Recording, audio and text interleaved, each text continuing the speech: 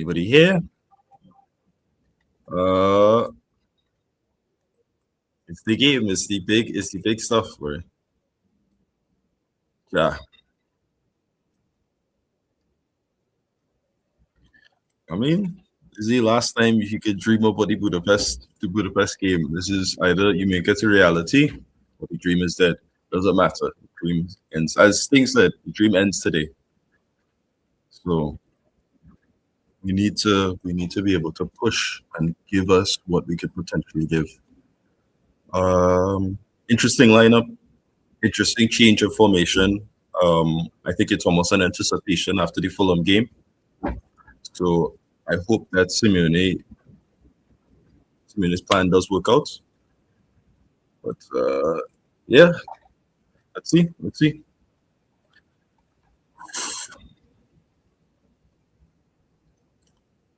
up to you. Should you keep us as the big speaker of the match? It's up to you.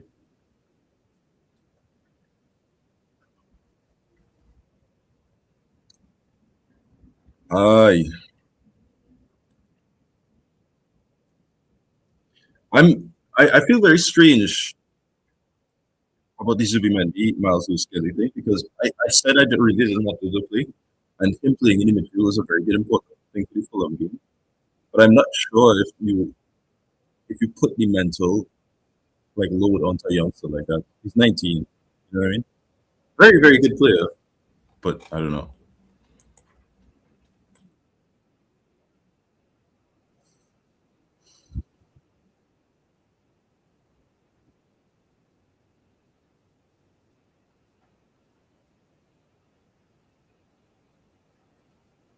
Come on, Alex.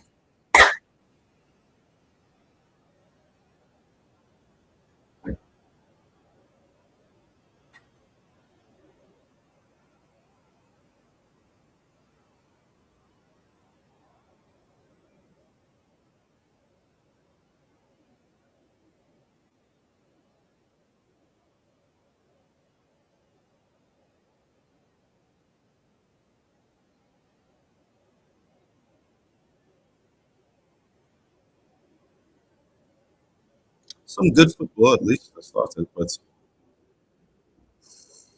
I worry because playing Rice and Miles Lewis Kelly is a very, very strong midfield too in terms of the physical element of it. In a way that Zubimendi doesn't have that same way, but he gives a lot more control in a midfielder. I don't necessarily know if Lewis Kelly can give. Lewis Kelly is very good vertical. Very, very good vertical. So whether or not we can read that and stop it is another question. That's a foul? Alex said he's joining just now. So we'll get the time when he's on it. It's just me for now. I don't have control. I just say I don't really like that. That's called as a foul, and that's not a precedent to be set because both teams are going to be very physical today.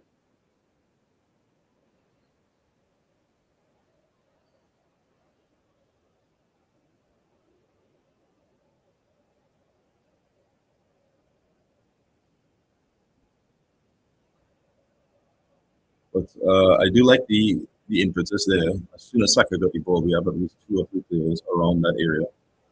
So,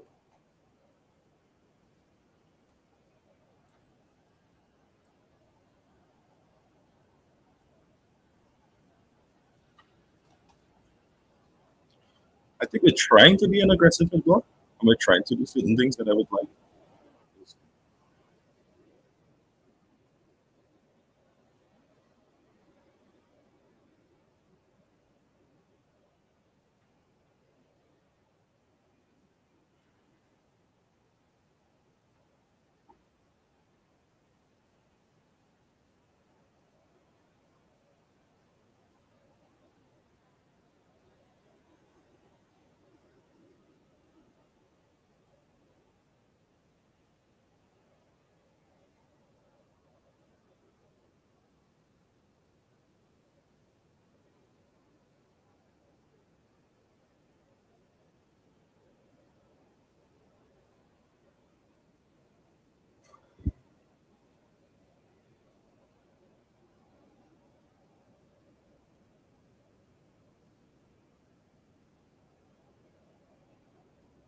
Oh, yeah.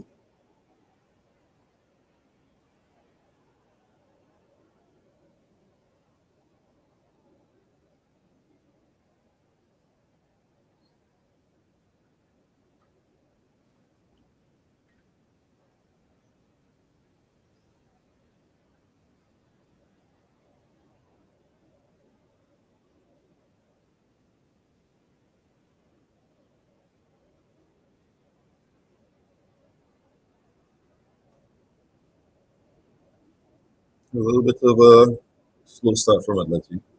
Not as slow as the first game, but slow nonetheless.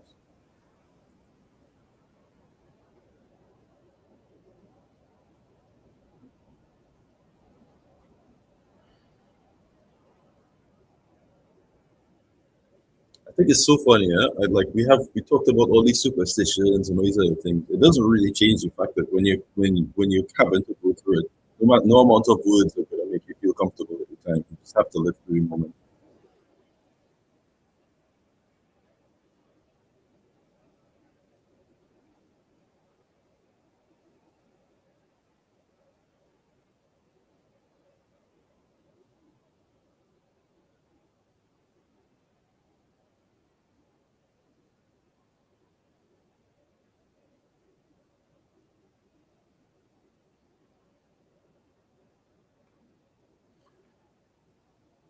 We're not quite man to man, but I do like that we're pressing in a way that doesn't allow them to do what they want to do at any point in time.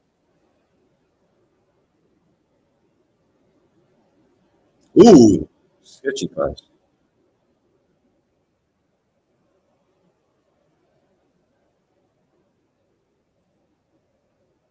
Will Alvarez play full 90 with sub? I'm almost certain, right? Sorry, Alvarez will play a full 90.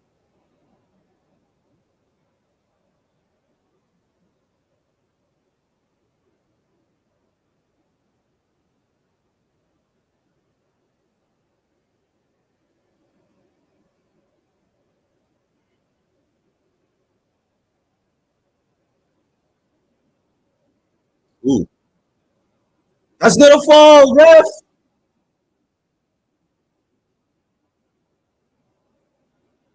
Alex is coming just now. But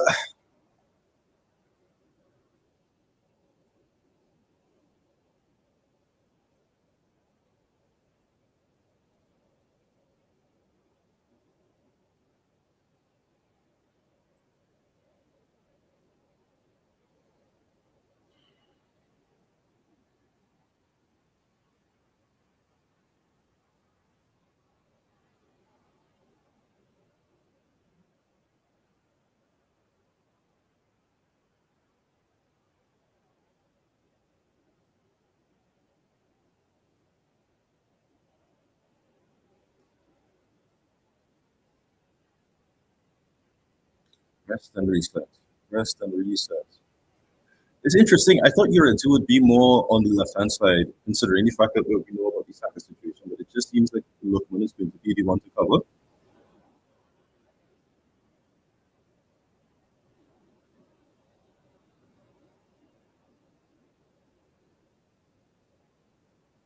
Okay, Juliano. Woo!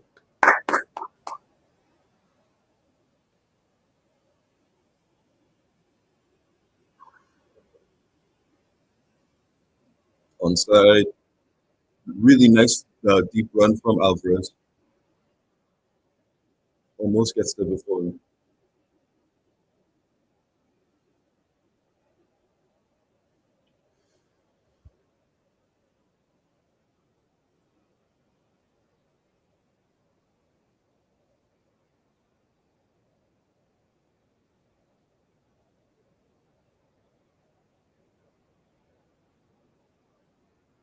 Good stuff from Rogerio. Need him to be fully clocked in this entire 90. Well, and more if he has to play, but I need him to be clocked in.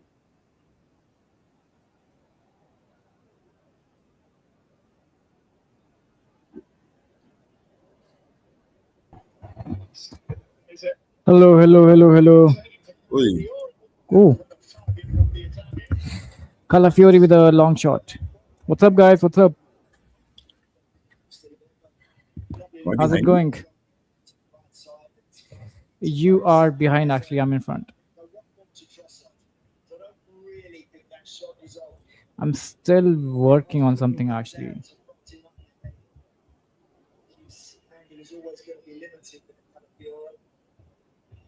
Good 10 minutes, though. It's okay.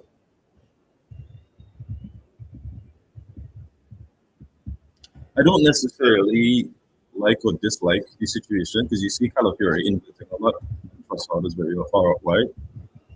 Ben White, for instance, I'm less concerned with that because that means that if Ujiri is one-on-one with Ben White, I'm fine for the most part. The Calafiori ghosting into the positions is it's not the first time it's happened, but it should be avoided. Let's say that.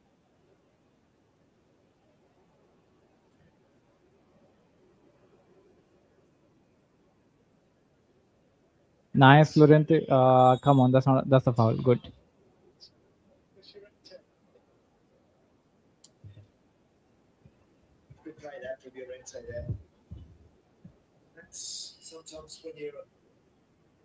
That's not a foul, though. Oh. The other way around. Misunderstood. I misunderstood. Best central midfield was the best number 6 to make that look very easy. It's as easy as you think, I can tell you.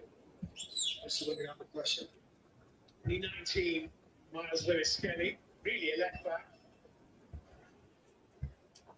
Take off my phone and try and get myself. Just leave a tiny phone calls. Like rain falling. Atleti with his free kick.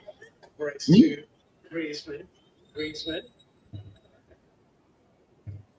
A Fury with the clearance. Llorente here. Simeone for Alvarez. Such a line wide into Griezmann. Good ball that. Oh! We almost gone? Oh, no. Very close. Very close. Very close. It's really good. I mean, that's terrific football. Bit of a little ball for Griezmann, who's just got that extra yard. What a tackle by Declan Rice. What a tackle by Declan Rice. There's a lot of red shirts there in that near post area. Come on, Giuliano. That has to be a corner. Ooh. What a tackle. Really good movement from Griezmann there. Good 10 minutes, I would say. Good 10 minutes. Good high pressure from Atleti. That's Juliano.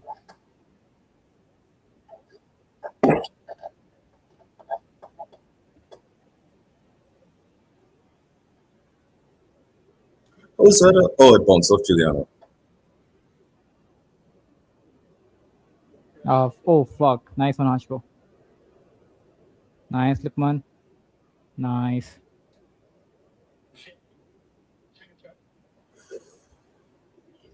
Nice. Good stuff.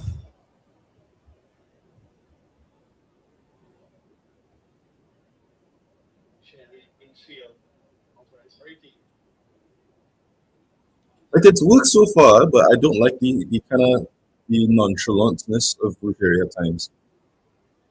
Because I could Come on, Lorente. Come on.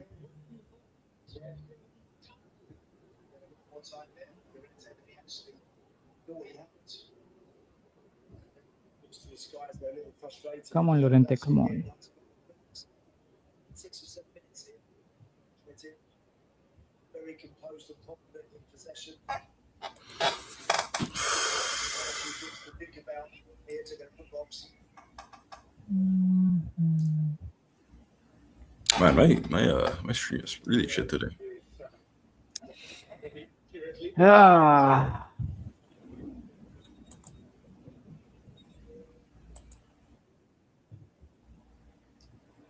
at one time they were quadruple chasing Arsenal. They're now double chasing Premier League and Champions League. But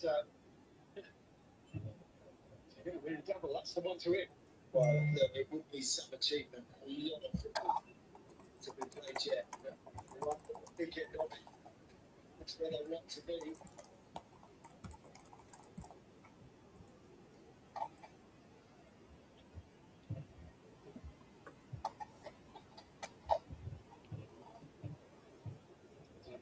Into Saka. Okay, this closing him down quickly.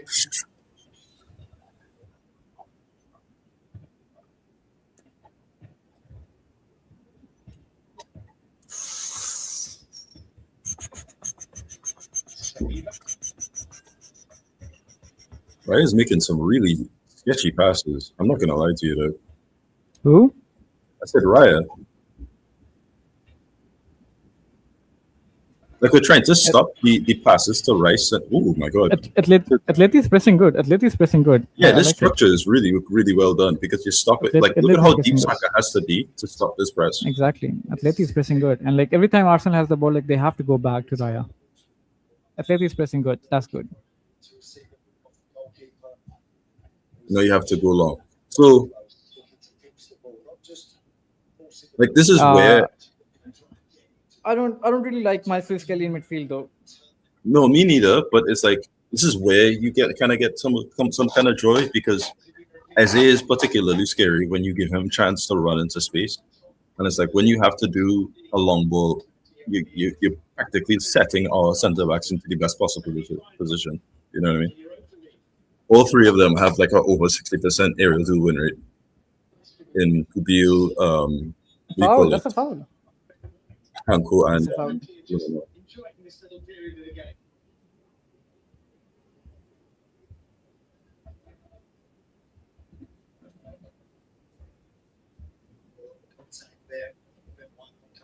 just enough. Foul, clear foul. Come on. Scared with the, Corner for Arsenal. Corner. Come on, guys. Focus.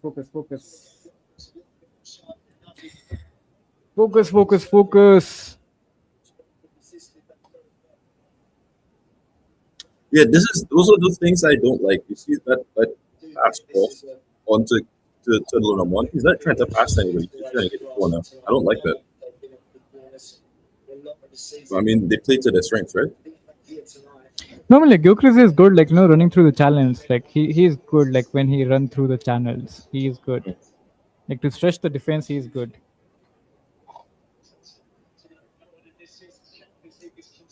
Oh, every corner that he takes is gonna stress me out this game.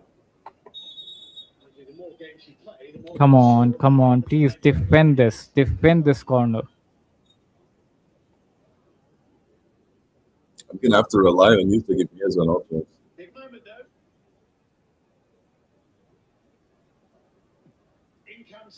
Oh, Bukayo Saka is all clear. Thank God. He was all clear in like back post. Okay. Who was taking the? He was alone in the back post. Look at that. Look. All alone in the back post. Yeah, that's really scary, actually. Thank God he messed that up, though. Exactly. I mean, that's Bukayo Saka. Like, he could have easily passed that, like, back in the box as well.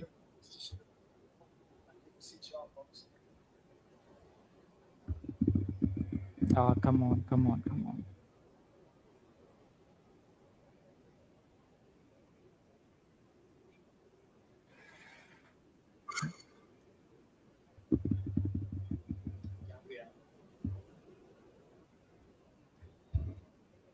We haven't gotten to see Lookman too much so far. Which is a shame because I think he can do something really special, especially against Man United. But when we do see him, I hope we will see him. Something's wrong with your mic. I can't like hear you properly. How about now? I don't know. It's very low. I might have the wrong. Or maybe it's my like volume from the match. It's very high. Can be. Let's see the audio.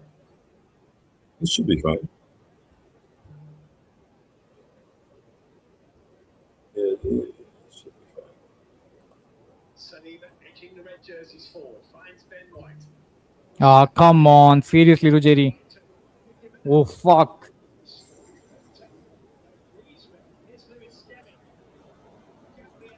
Ooh. Ooh. Close. Oh, close. A shot from Gabriel. I mean, look at the run from Saka. He's onside. Better. Griezmann with the clearance, Sancho with the clearance, and then drops to Gabriel, and then Gabriel takes a long shot. It's wide. To take the shot. A bit of drizzle in North London tonight, so the pitch is really quick. That one always skipping wide of Jan Oblak's left hand. And yeah, see, that is the exact scenario that is the worst thing. Like, he's not checking his lines, so he allows an easy pass in between him. Normally, Lookman is supposed to be there, but when you're in a one-on-one, you have to at times be able to. Nice, Koke. Nice. Keep the ball. Nice. Lookman, come on. What is that touch? Thank you, Ben White. Nice, Anshko.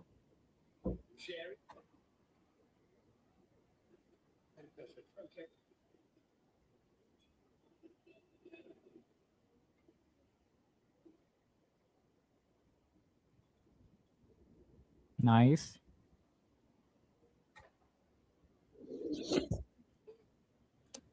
Ruggieri, keep the fucking ball. He kicked it out, or like, why? Yeah, he was trying something extraordinary.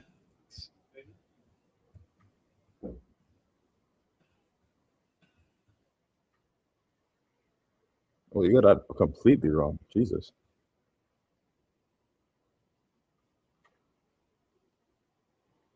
Oh, that's a risky pass, Hanshko. That's a risky pass. Foul. Thank God. That's a risky pass. Don't play these risky passes. Seriously.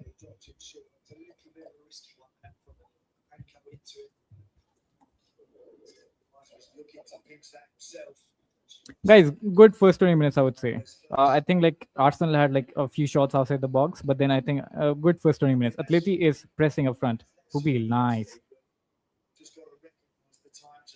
Nice, Pubil, nice.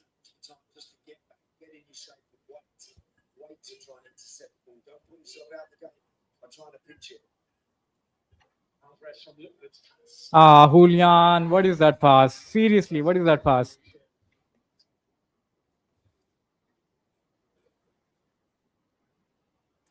Oh, come on. Don't let it bounce. Are you kidding me, Hanshko? Seriously.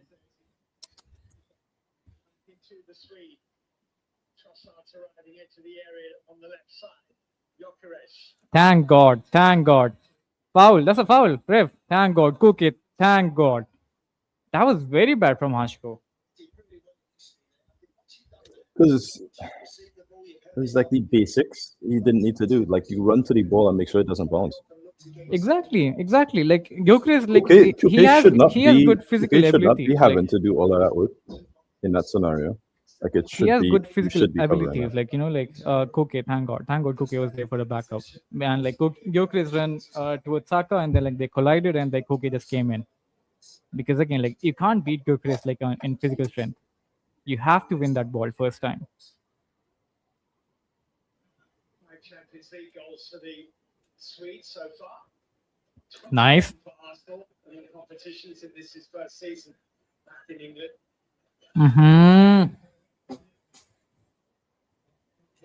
Lookman is having a very weird day.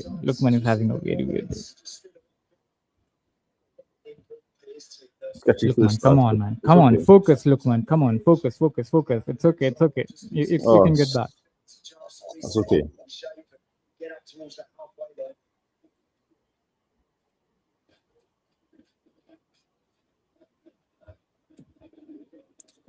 Oh, that's a very bad pass from David Raya.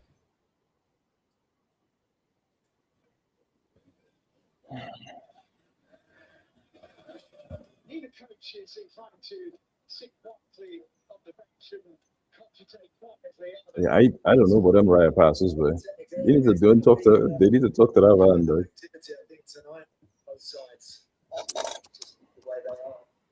High risk, not a whole lot of reward. Come on. Thank God. Corner for Arsenal. Again. Corner for Arsenal. Yeah. The game is very into it, guys. The game is very into it. It's very intense. The game is very intense. Come on, guys. Focus, focus, focus. Don't let them do anything to you. Like last time you guys left Bukayo Saka alone. Come on, focus. Man-to-man marking. In this competition against the City rivals. Special with that.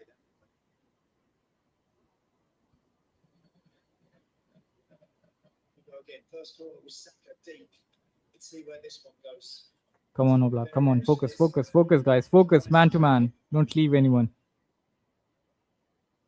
Okay, short corner. Return to it. The angle has changed. It's switched for Saka. Okay. Okay. Oh, come on. That's a little bit of room. Alvarez needs to be careful here. Lewis. Oh, fuck. Fuck. Don't give them this room. Seriously. Oh, come on, guys. Come on. Get out of the box. Thank you. Thank you so much. Who was a Saliba? Thank you so much. Oof. These corner routine from Arsenal. Seriously. Lewis Kelly was away. I don't. Oh, I'm not too look sure at why that we ball allowed from him Lewis to Kelly. get that far. Put our Look body at in that ball front from of him. Lewis Kelly.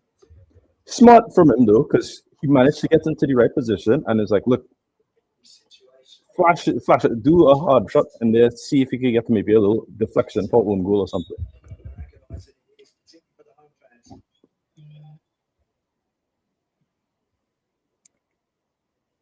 This is a foul, ref. Oh, come on, ref.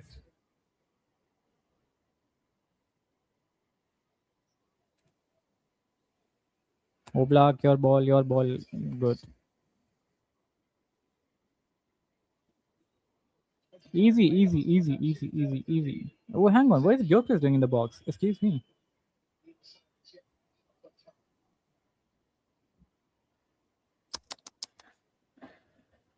See, this is more of a 50-50 kind of game. Come on, Oblak. Seriously, come on. What do you do? He literally gave the possession to Arsenal. Like, literally kicked the ball outside. That's okay. I thought it was like a really bad thing. Like he gave it like really close. I mean, still, like, you know, like you're inviting pressure over and over. That's not a foul. That's not a foul. Come on. Not a foul. I just want us to maintain this level till half time. Nice. Nice, Koke. I'm not really Nice. sure what the exact description of a foul is in this game, because sometimes they'll give it, sometimes they won't, and it's both for Arsenal and Atleti, and well, more so for we're pressing, right? And they're giving us fouls when you make a challenge from the side instead of the back. It's like, all right, okay, and then you go from the back and you get it, and it's like, oh, okay. Cuts it back to him. Good. Nice. What a ball.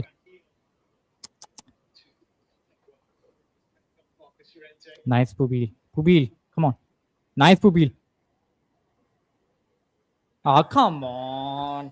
It's okay. So I'll take it. I don't know why. I think like Arteta has messed up his lineup a little bit. I think Capia would have been much better in that position rather than Calafiori.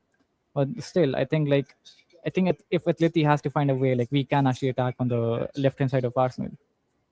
That's what I was saying, right? It's like, I don't know for a fact. Okay, so look, all of their left back options are great. Capia gives you a lot of defensive solidity. Calafiori gives you a lot of offensive options. And Miles gives you a lot more verticality in terms of the build-up and his understanding of where to be when, right? And him being deeper means he has the freedom to make those driving runs that Rice has been kind of doing so far in this game. But Calafiori is the slowest of the three, comfortably. Yeah, I mean, like, I think Pubil can cause problems to Calafiori. Even Giuliano can, but like... It's not just Pubil, but it's like Pubil, Giuliano, and Llorente are like three of the fastest players in the squad. This is not somebody you want to be facing off against in terms of the right-hand side. It's like if you get caught, you're not catching up. Oh, nice. Lorente, run with it. Julián, it's yours. It's okay. At some point, I want you to just say goal instead of you like the evil. That's a good throw in from Pupili.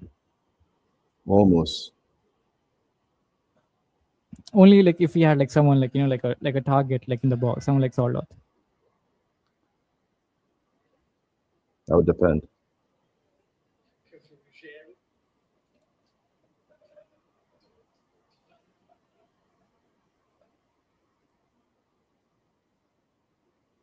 We still don't know how fit Solot is.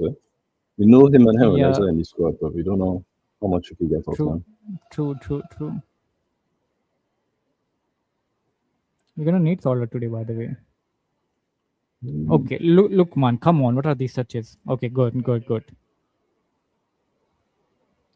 He's just a little bit off of it today, which is not great, but Block. Seriously, what are you doing?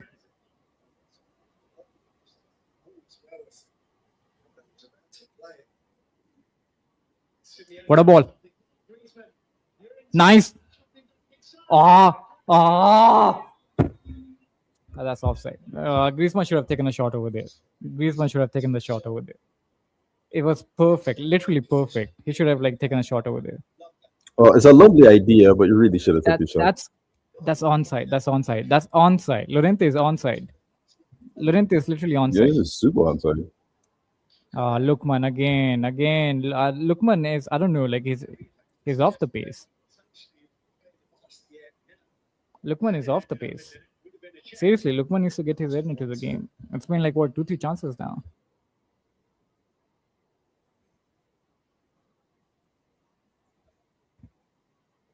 Is there half an hour gone? Very little to choose between the two. Neither goalkeeper really had anything significant to do yet. 2021, Eurydice spanks that with his left foot in the top corner. Oh, I remember those games. Yeah. I swear he scored more with his left foot than his right? Like in that season. Yeah, I remember those games. Exactly. Especially the near post as well. Like I don't know. Yeah. Not even the far post, like near post. I feel that was such a funny time, man.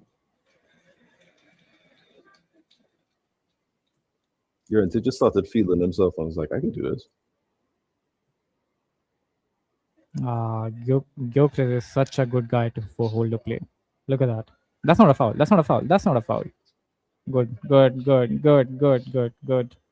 Ruggeri. Good. I wish I was on time.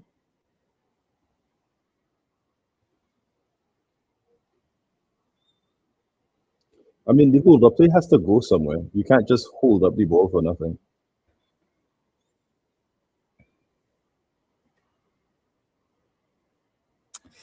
Oblak with his passing. We call it. Alvarez has been good, but not great so far in this half. And I mean, he doesn't really have okay. any options. He's been a little poor by his own standards. Lookman, I don't know. What do you mean okay? Like I think tracking back, like he's been good. Like I think offensively, Lookman hasn't been that good. Which is not ideal, considering the fact that I think the game has set up for him to succeed. Exactly. Some of his touches were like not good at all. I think it's just a matter of trying to readjust. Most of these players go from Leicester more when it comes to the second half. So I just hope that that's the case here. Come on. Don't give him time. Giuliano. Come on, guys. Come on. Push in. I haven't talked too much about Giuliano today. We're playing a very risky game. Griezmann, what a touch. Play. Almost.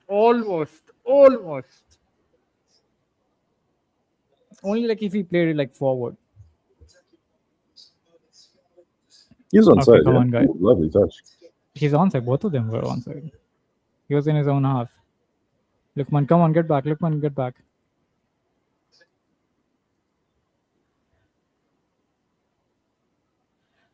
Am I hearing Atleti at the Emirates? Is that a shocker? Not really.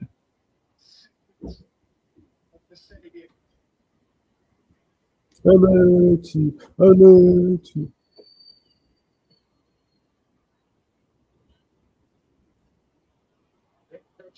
Giuliano, come on.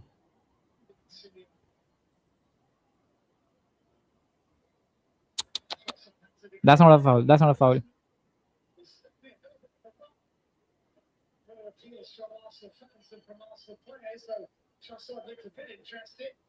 No. It's close to his body. That's a corner. That's a corner. That's a corner. That's a corner.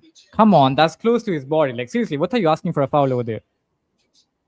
Come on, fuck off. Fuck off. Literally. Like, are you made of paper? Seriously? What do you mean clumsy? Are you fucking stupid? Literally, yeah. No, that's He's just asking for disrespectful. penalties. Asking for penalties over there. Like, are you made of paper? Like, seriously? And look, this is why I hate English commentators. This is why I hate English commentators. Like, they're so fucking biased when it comes to, like, you know, English teams. They're so fucking biased. But come on, guys, focus on the corner. Like, Saka can actually, like, put in a very good delivery.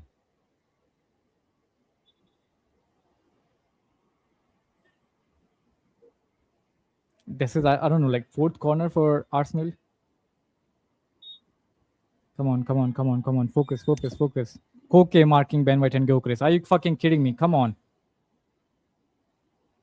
A lot of mismatches here. I don't like Lunaman going for Gabriel, personally. Okay, they're going for a short corner. Again. Oh! They're going for short corners against us. They're doing the Barcelona thing against us. Guys, you can't give Declan Rice that opportunity outside the box. You seriously can't give opportunities to Declan Rice outside the box.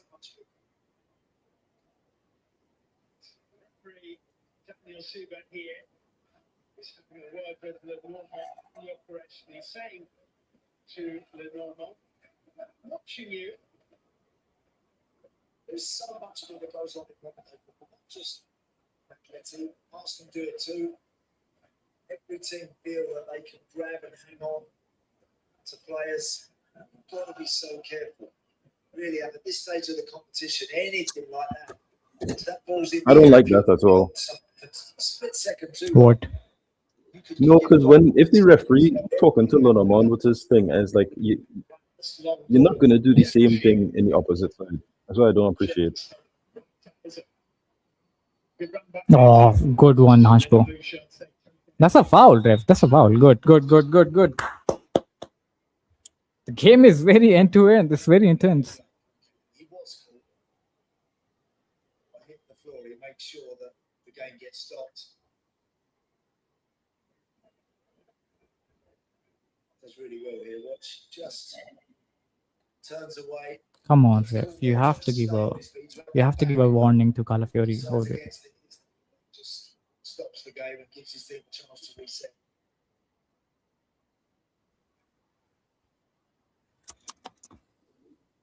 Why are we giving balls away so easily? Why are we giving possession so easily to Arsenal? Why? It's not good. Guys, just end the first half. Please end the first half.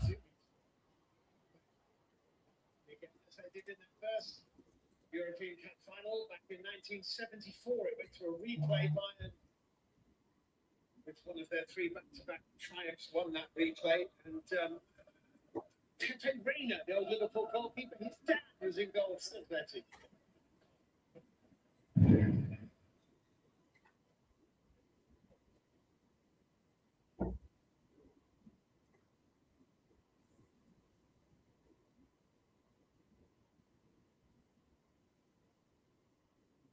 Really? Saliba.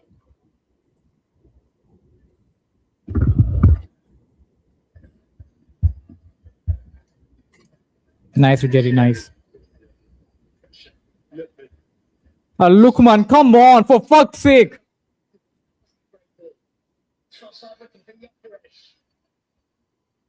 Major mistake or minor mistake?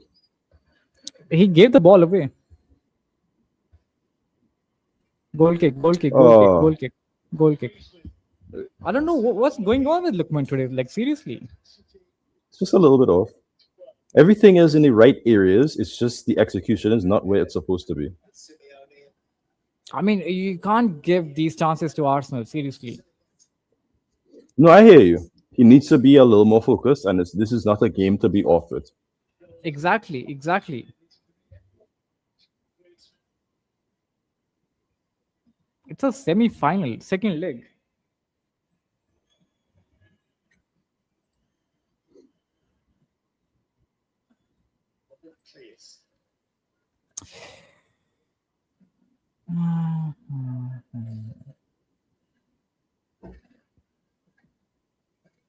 Come on, guys. Come on, come on, come on.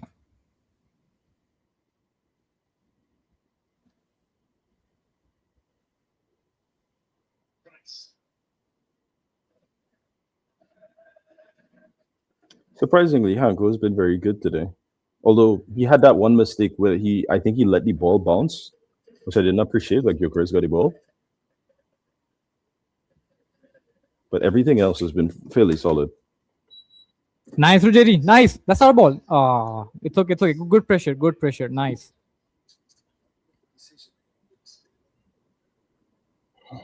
Good pressure. Good pressure.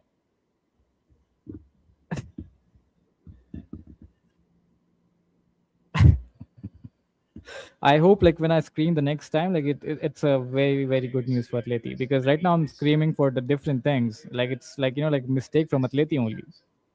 Normally we have the same like speed of the stream, so we can all both react at the same time. But this time, it's not possible.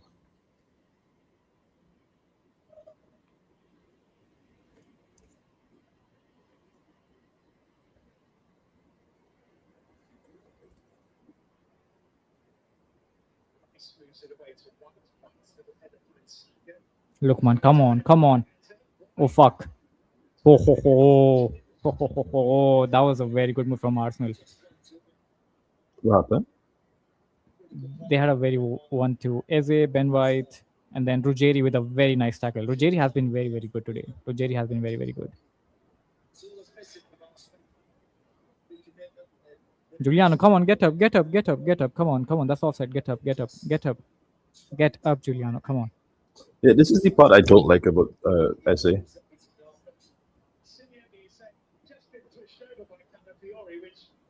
Indubitably he has. His problem was that the flag had long since been up. Yeah, this is a comment.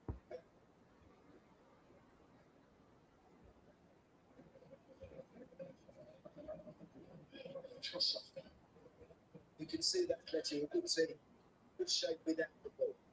So it's really important for Arsenal when they turn possession over, when they get the chance to really counter attack, they've got to do it accurately and quickly. Is it not kind of funny that we have two Italians left backs in this game? Is that not really funny? I didn't even notice that. I was like, what? Look at that. Ooh, no. That was 50-50. Fuck. Declan Rice is making the run. Okay, good, Hansko.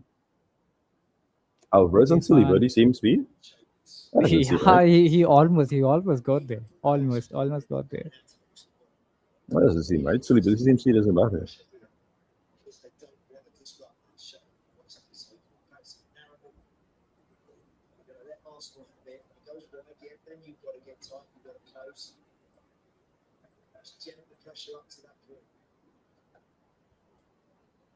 Ruggeri 1v1 against Saka.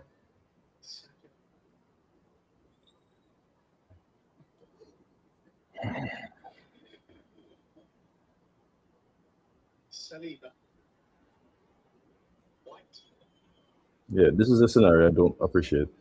Saka wanna, like, if he does do one-on-one quickly. Come on, guys, push up, push up, push up, push up, push up, push up, push the team up, push the team up.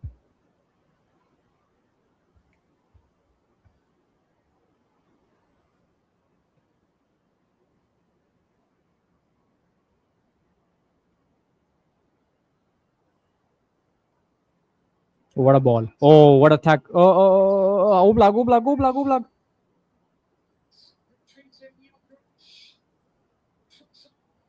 Oh shit! I see in a scoreboard Saka change. scores.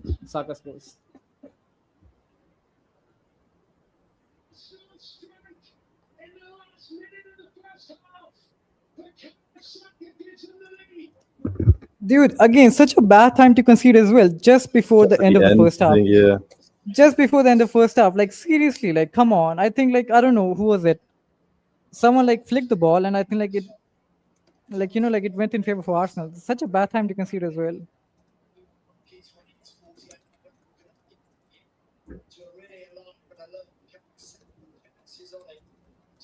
Such a bad time to concede. Such a bad time to concede.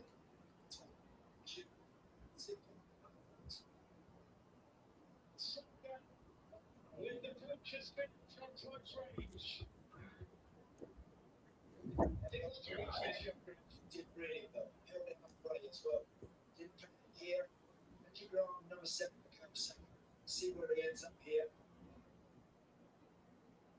He's good. He's Onside, he's onside.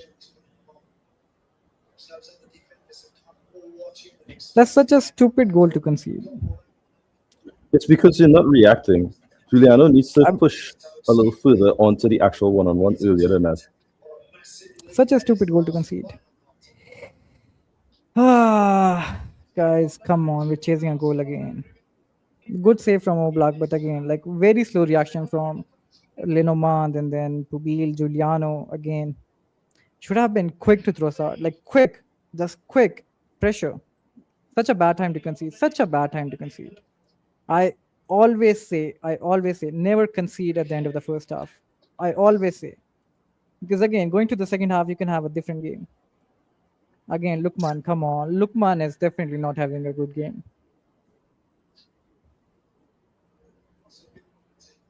We have 45 minutes. That's it. Lukman is definitely not having a good game. That's just not a good pass, though. You're blaming Lukman for a pass behind his body. But still, like, to tell me one thing which Lukman was good at today. You can say Lukman is having a bad game. That is not a situation where you should First be. half, guys. First half. Such a very, very bad time to concede a goal. Such a very bad time to concede a goal. I've been telling you this. Like, Gyökeres has been running through these channels. Like, he did it again. Like, you know, like he did this against Fulham as well.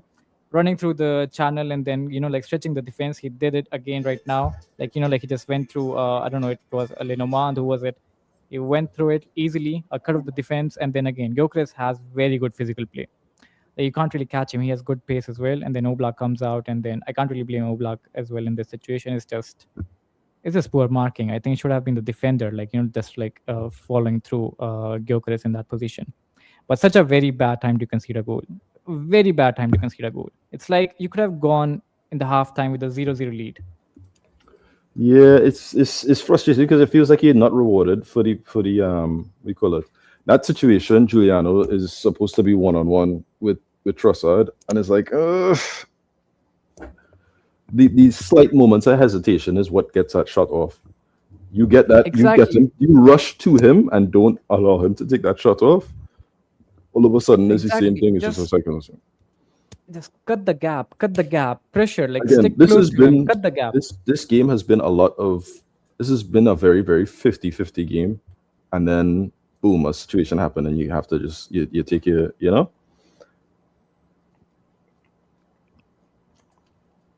I think two players. I think again we have only 45 minutes. I think two players. I agree. Like, I think Giuliano, like, again, offensively is not really offering that much. I think Llorente can offer much, and then you Fran can is bring asking to Cardoso. let him in.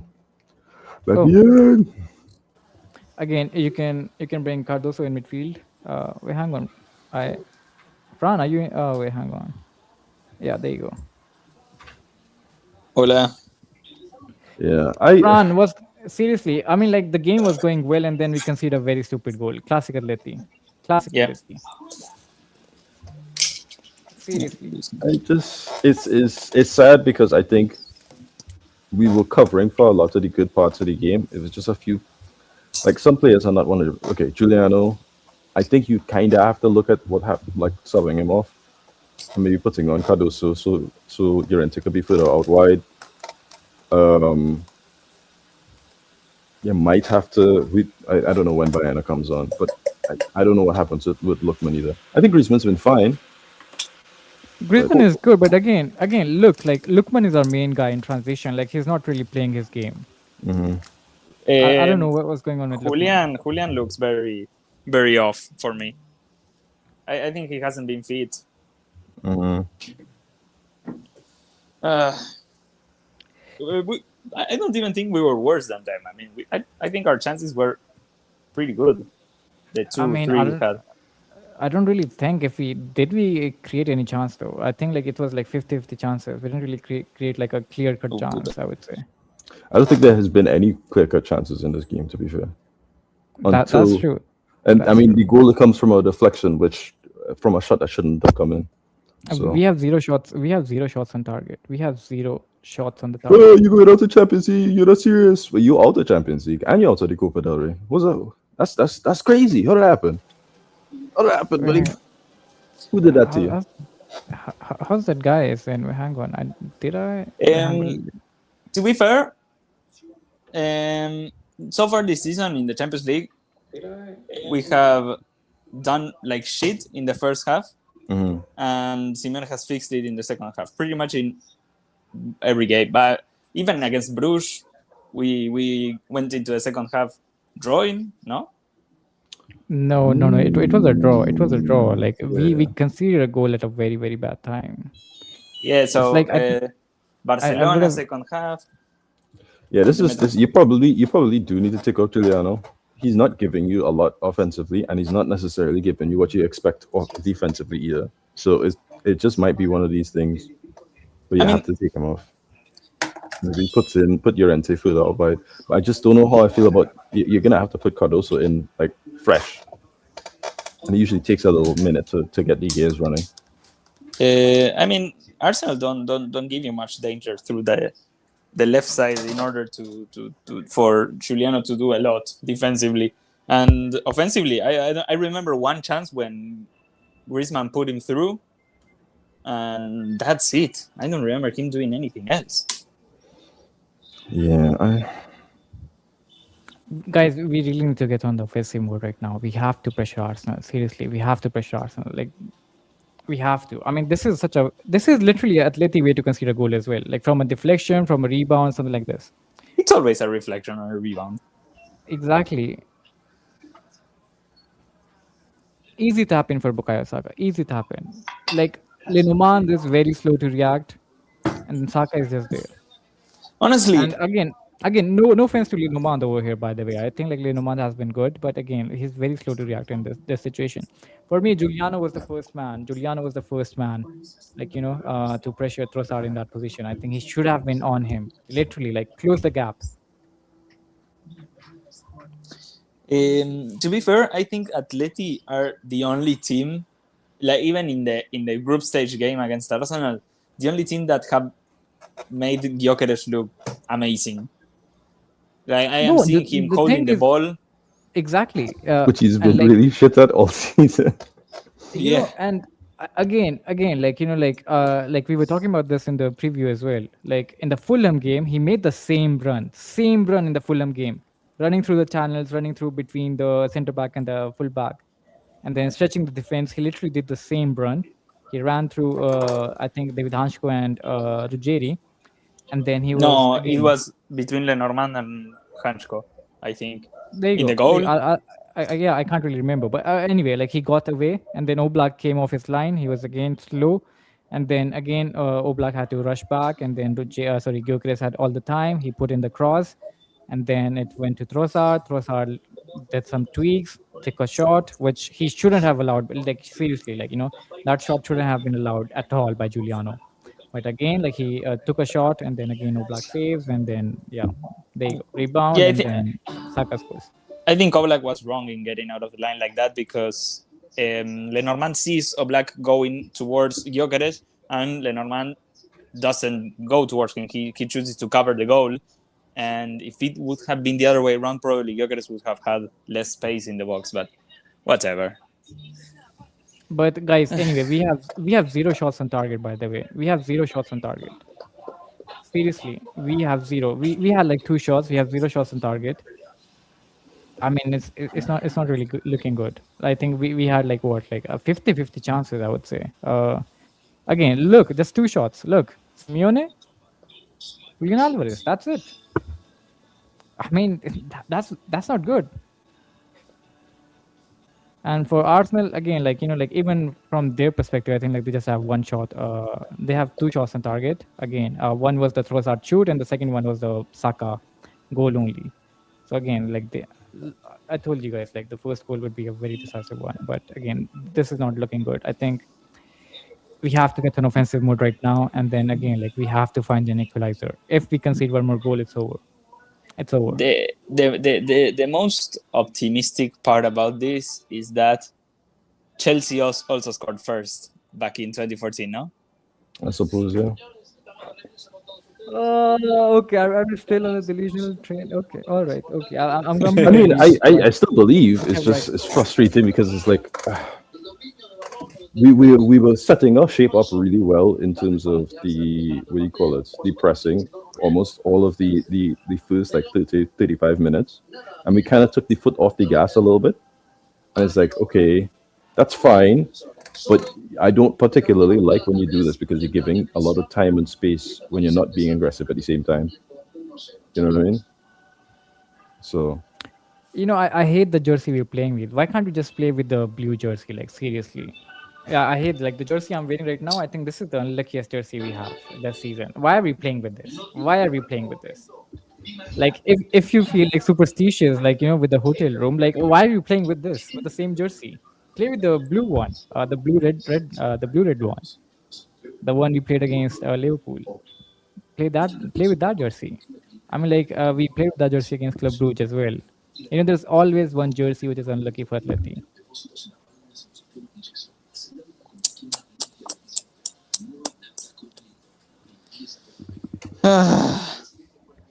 How can we change the game, guys? Seriously, how can we change the game right now?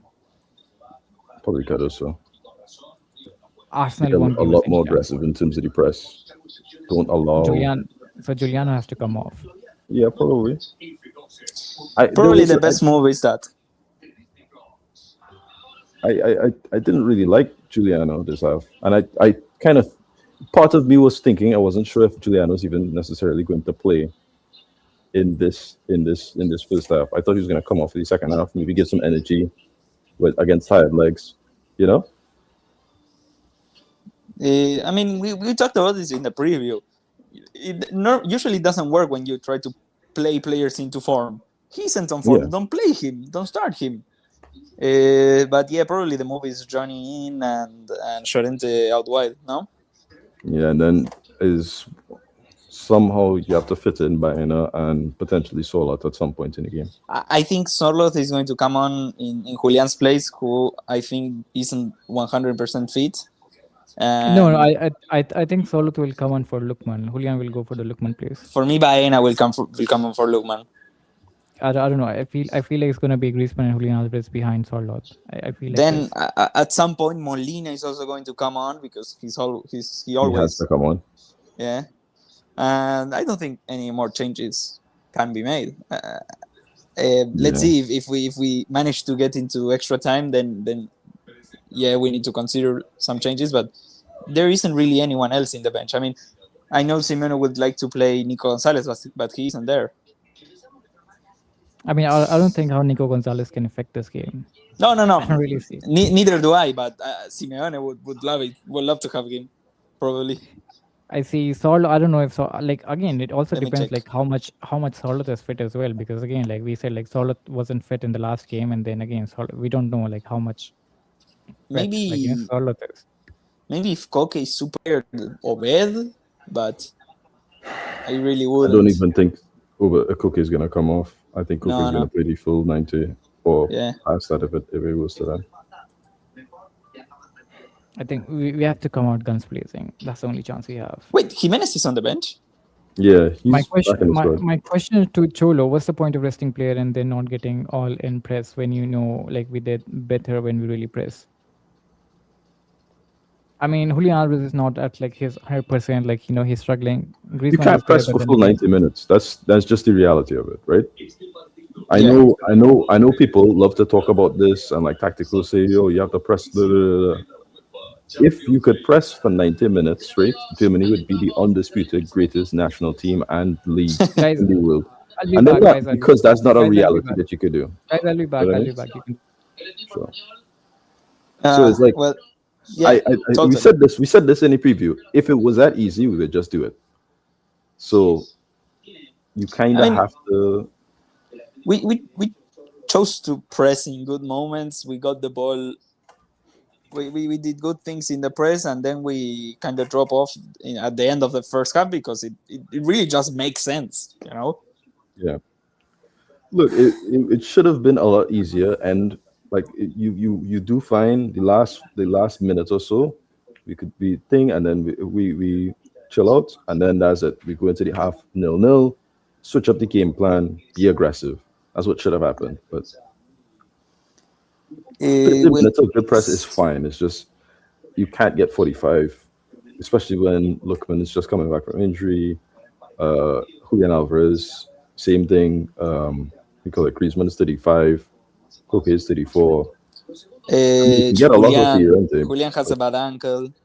Yeah, you can't get this 100%. Okay, I am seeing the players on the pitch, and I don't see Juliano. Like they've literally showed every player except for Juliano, so maybe he comes off. Mm.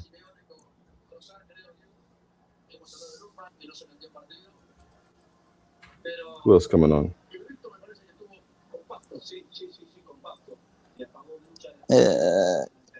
They aren't really showing in the transmission. Come on, we can do this. It's possible. Guys, It's again, frustrating. the second half is there again. Like if I look at the over here, like if I look at the lineup, let's just Oh, look never at the mind. heat map. Let's just look at the heat map Julian right is now. there. Julian is Okay. there. Probably no substitutions. Okay. No, hang on, guys. Just before the second half starts, again, Griezmann. Again, he has 21 touches. None of the touch was inside the box. Julián Álvarez, again, that's one. I think this was like the shot he take. That's it. Again, look at that from Julián Álvarez. That's 14 touches. Oh wait!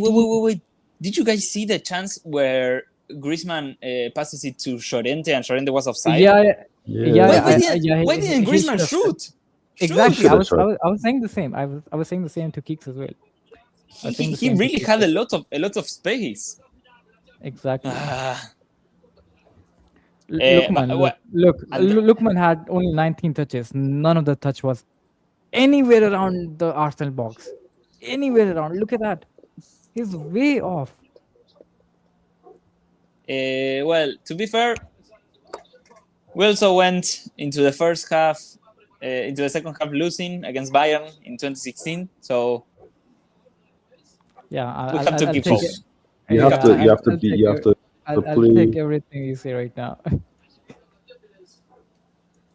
Well, I'm going to go watch the game. I see you Alright, later, guys. All right.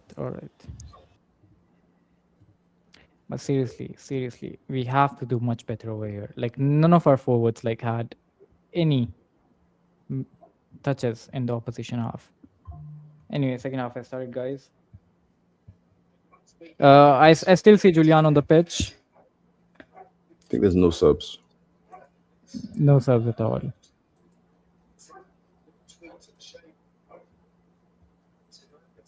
It's really the same personnel.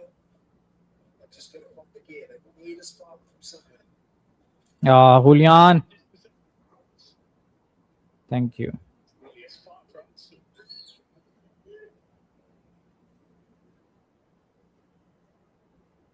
Good ball.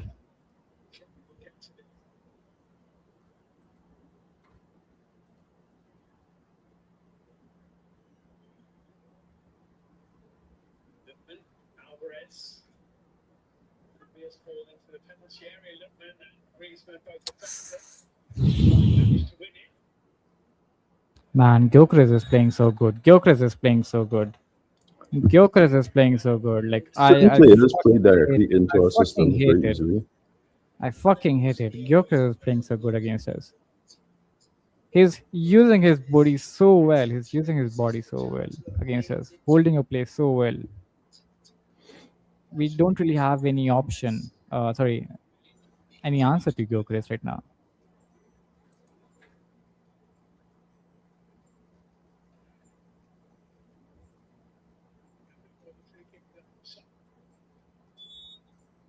Offside.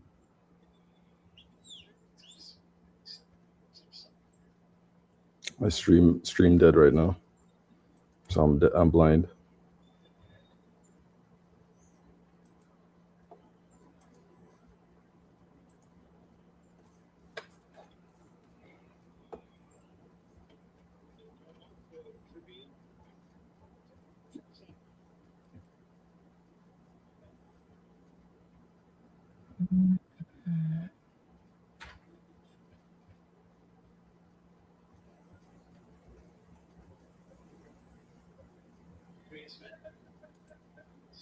Giuliano, come on, good. Pubil, just take a shot. Take a shot.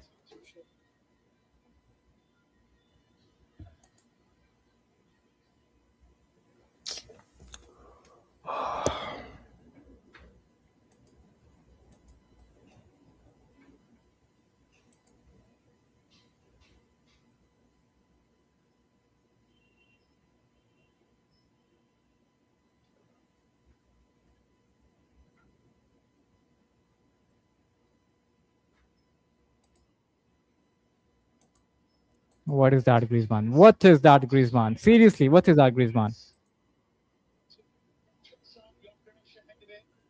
Foul. Why are we so wasteful in the final third? Why so wasteful? Why so wasteful? Come on, Griezmann. Like, I didn't expect that from you. I didn't expect that from Griezmann at all.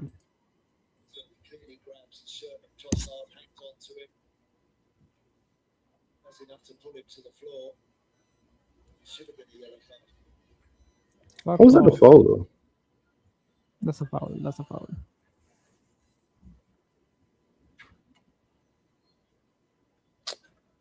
You didn't get into the ball, man.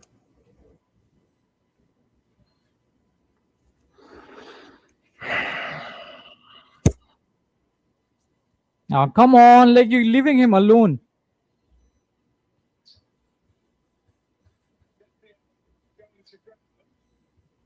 Griezmann, what is that pass? Griezmann, seriously, what are you doing, bro? Thank you, Saliba. Thank you. But seriously, Griezmann, what was that pass?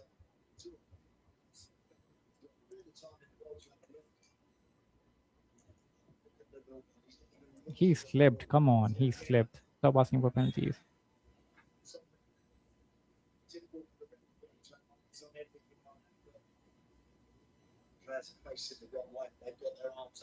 No conversation about the pitch health, by the way. Huh?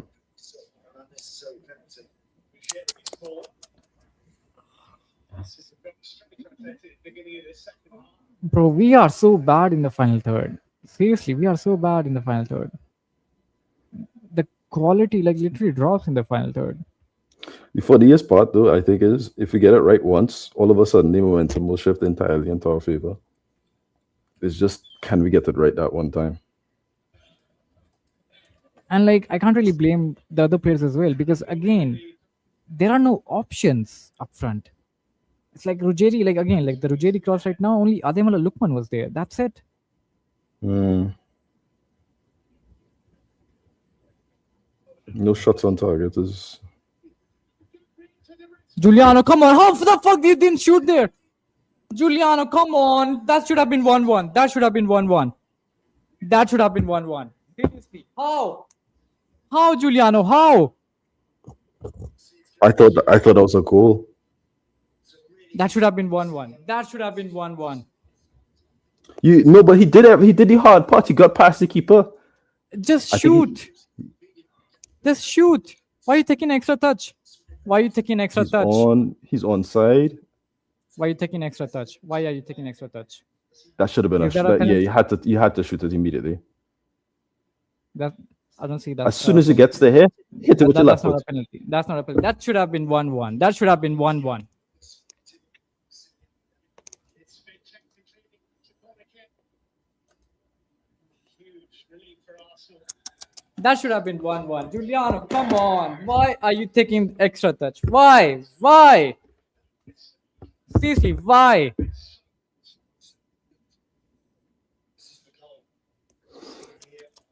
Ah.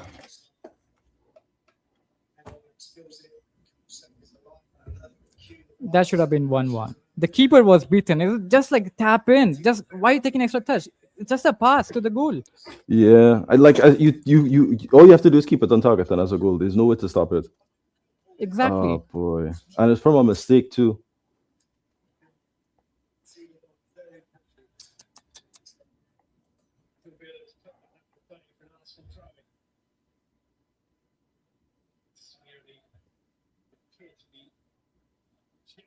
In the direction of some of his replacements.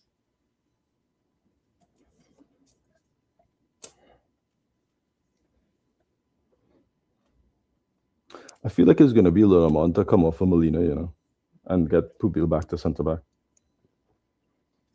No, I think Julián should come off. Nice Lorente. Run. Just run with it. No, I know he will. Good I'm pass. saying I expect that to be a change for what's his name, man? It's okay. Cardoso. Ah, Lorente, that's such a bad turn.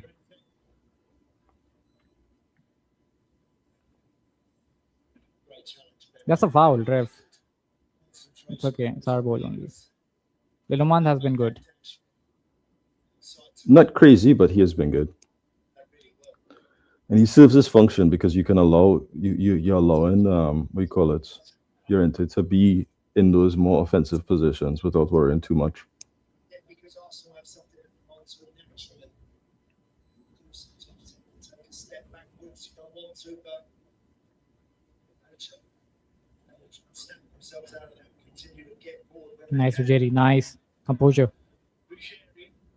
Griezmann, come on! Come on, Griezmann.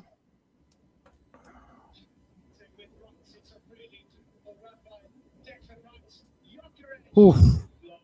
Oof, oof, oof. Oof.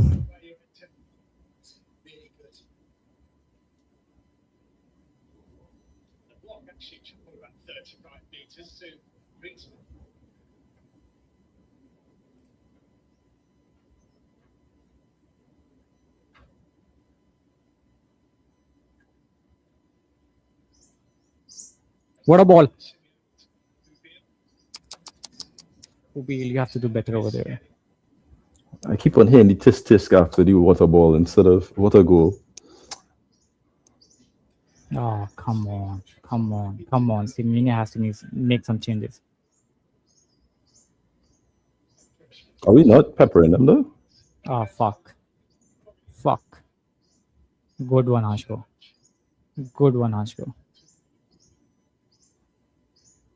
Nice, Julián. Good. Keep the ball. It's getting to that point where Lenormand is lacking concentration again. And it probably is wisest to take him off. No, It's probably going to be Lenormand and Giuliano have to come off.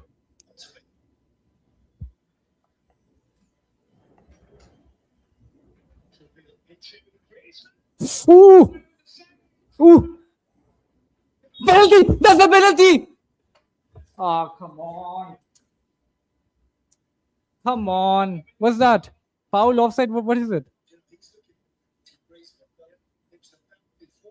Ooh, I don't know.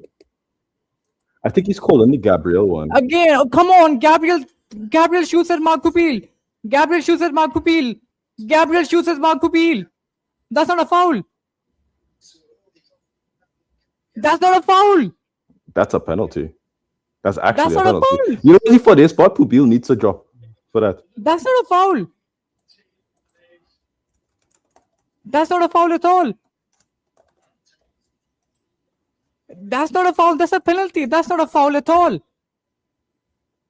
That's not a foul. Come on, ref. That's not a foul. Pupil didn't foul Gabriel. You can't kick somebody else and then get the penalty. That's not how that works. Sorry, get a foul. Come on, referee. Are you fucking kidding me? That's a fucking penalty. That's a fucking penalty. That's a fucking penalty. That's a fucking penalty. That's a fucking penalty. We've been When did Cholo come into this robbed over place? there. That's a penalty. Oh, that's 3 changes. Molina. Okay, Simeon is What out. the fuck? Lookman is out. What is Renaman is out. when did you come on? That was a penalty. That was a penalty. That was a penalty. That was a penalty. You fucking stupid. That was a penalty. That was a penalty all day long. Mark Pubil didn't challenge Gabriel at all. Mark Pubil didn't challenge Gabriel at all.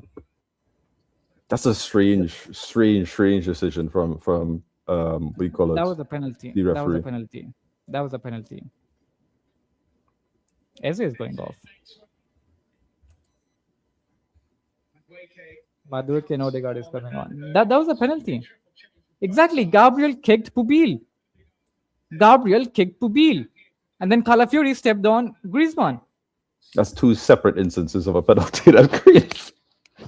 And Unless none of- Pubil is offside and we didn't know. None of these situations, again, none of these situations Atleti fouled any Arsenal player.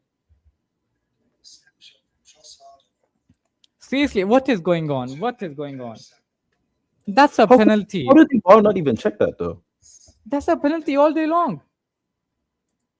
That's a penalty all day long. No, because I could understand if the referee didn't see it and that's what he saw, right? But the VAR is supposed to see the full play and be like, hey, come take a proper look at this. This is a penalty, or at least take a look and see if this makes sense to you. No, it's because this motherfucker, he blew his whistle on the Gabriel Pubil incident. No, even if you blow the whistle, you can pull it back for that instance. If you can't pull it back No, for the no. Griezmann one, you can pull it No, back for the no. Griezmann, for the Gabriel Pubil one. Pubil didn't go down. Pubil didn't go down. No, but that's my point. If Pubil Fuck go down, off! Fuck off! what's up? What happened? Stupid fouls. He's giving stupid fouls. God damn, you're scaring me, buddy. I'm fuming at the referee. Seriously, I'm fuming at the referee. How can he make that stupid mistake? In a Champions League semi-final, like seriously. I don't think any of the penalty calls so far have been particularly hot in the Champions League. Fucking this guy, Daniel Cyber, whatever the fuck his name is.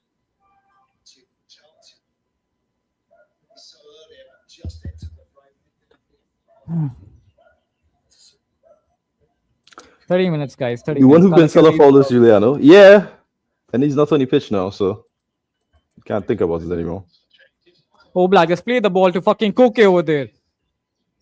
Ah, this motherfucker. Sorlot. Seriously. Awful touch. Awful So- touch. I guess Lookman came off and he never really quite recovered from it. God damn, Timberland touch boy.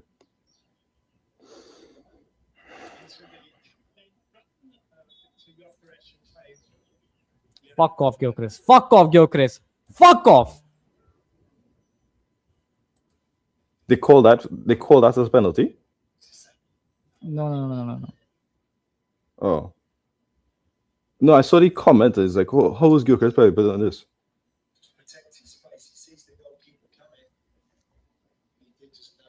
The thing is, like, he blew the whistle for Mark Pubil foul. Fucking stupid asshole. Oh, nice or lot. Griezmann, play the fucking ball.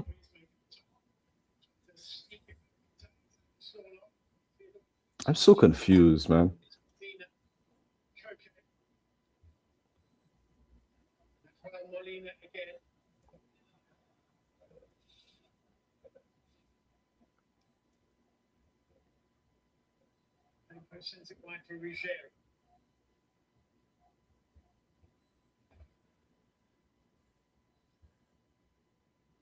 Juliana should have scored, and then obviously, like, we had this penalty call against us.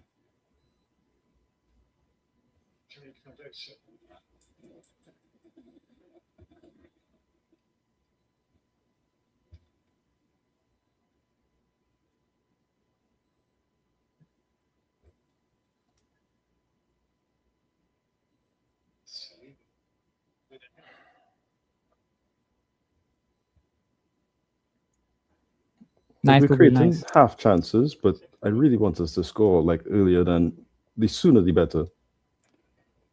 He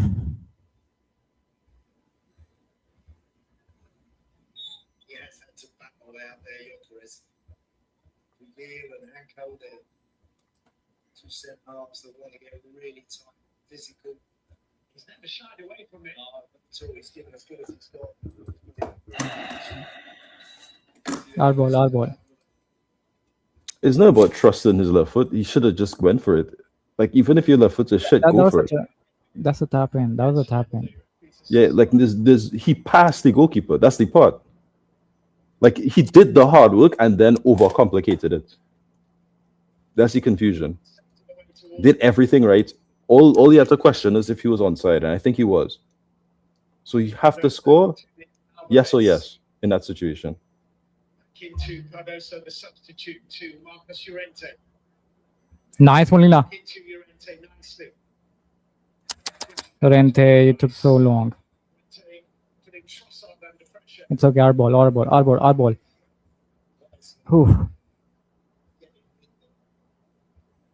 Bayern is coming on. But for whom? Yeah, there is what, 20 Griezmann, I guess. and Atleti are going to bring on Can't be for Alvarez. This is the fourth. Cardoso, that's a foul. It took pretty long over there.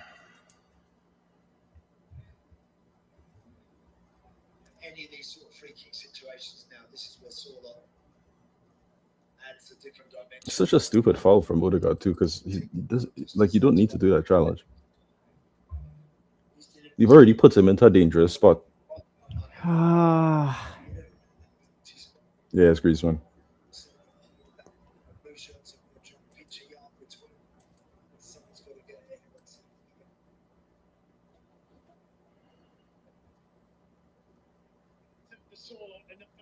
The tall Norwegian is a different option. In goes the free kick. And it's finally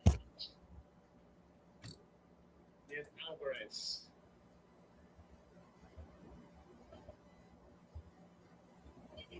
Molina. Okay.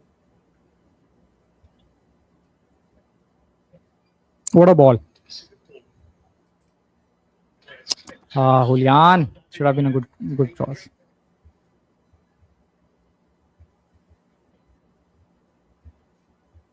Again, Gyökeres is making the same run, guys. Gyökeres is making the same run. Check on him.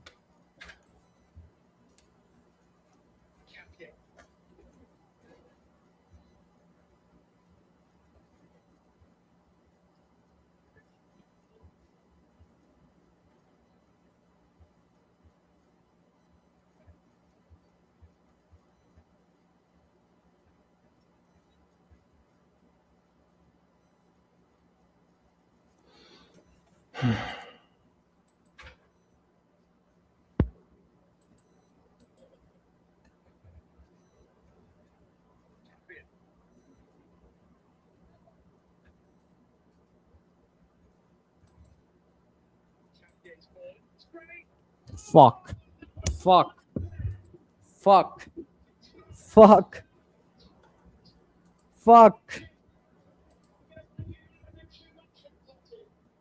That was it. That was the match. That was the match. Thank God. That was the match. That was the match for Arsenal.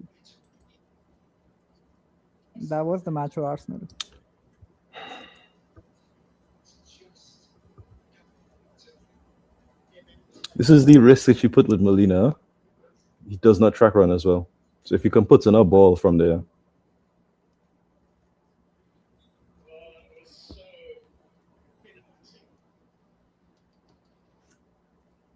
Thiago Almada. Oh no.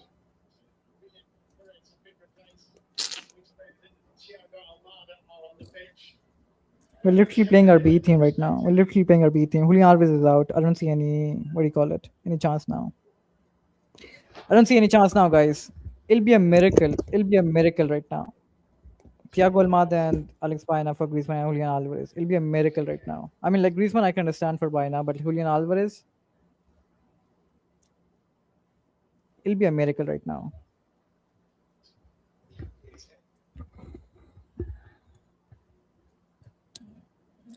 I don't see the scoreline change right now. I think it's done.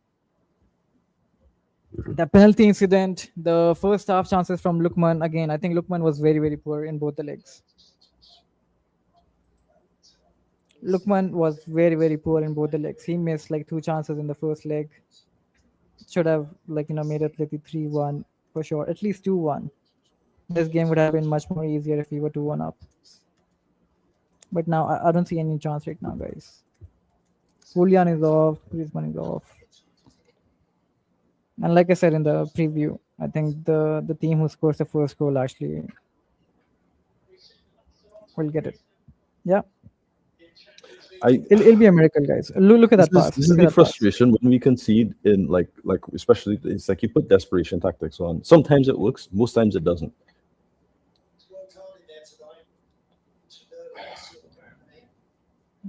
Yeah.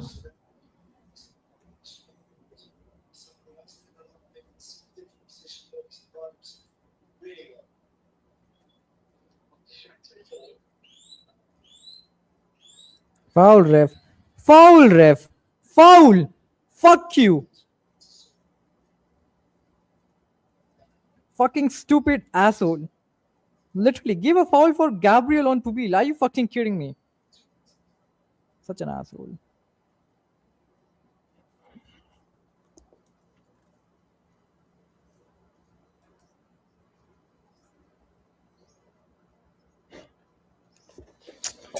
Hi. All right, well.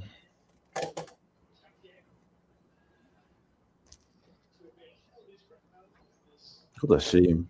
I thought we had a really good shot at this. Giuliano should have scored again. Giuliano was shit in both the legs as well. Molina, what a pass to Arsenal.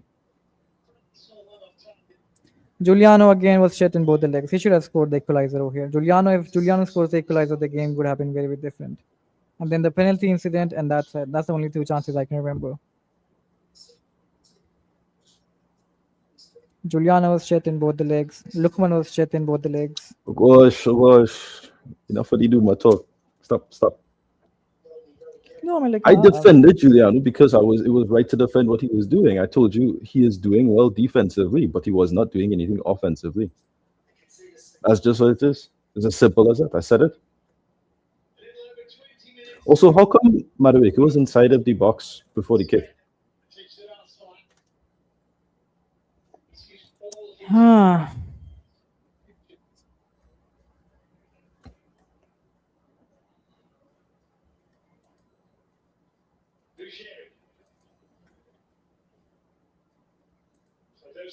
Very lame way to go out, but whatever.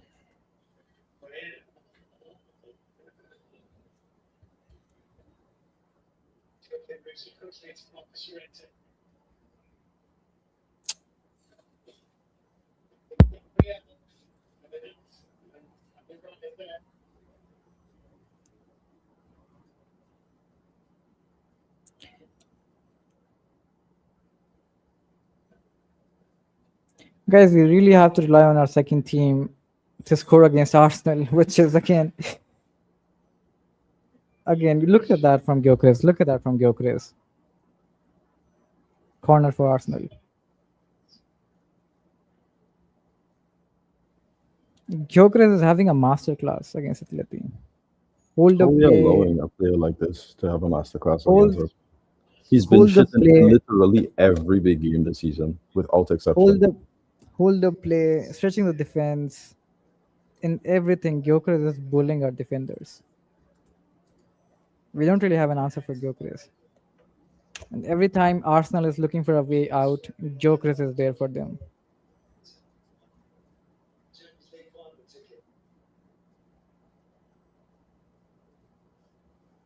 Well, this is time. This is what you buy Almada for. These are the clutch moments that he helped out with Botafogo that allowed them to get to the final and then also to win the final.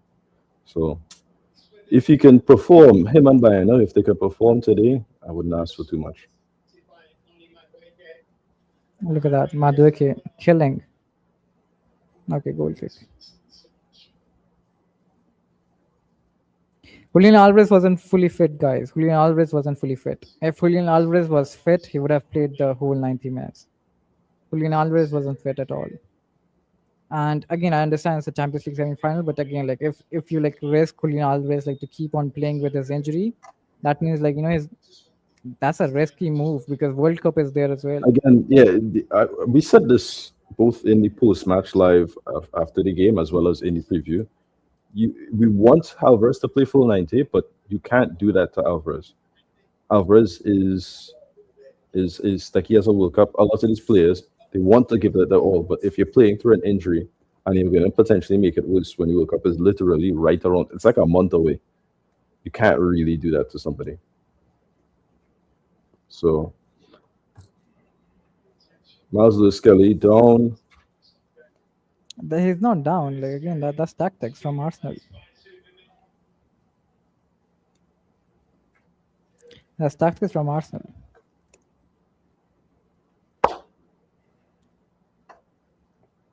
Yeah, he's going to swap out for Zubi. Not great game, but not particularly effective in the second half. So now Zubi Mendy with fresh legs. And yeah, that's his parents. There you go. So Zubi Mendy is on to control the game. And then who's the other person? So this is the exact opposite scenario. So this is what happens when you lose concentration once, the whole plan has to shift because of it. I do think Lookman was probably going to have to come off and what do you call it, as was Alvarez, but I think the others weren't necessarily pre-planned. I mean, we talked about this. Like, it's the player who has to perform. Like, you're telling me I Lookman think again. The Simeone set us chances, up well. like Lookman missed chance in the first leg again. In this leg as well, Lookman wasn't good at all. He wasn't good at all in this leg.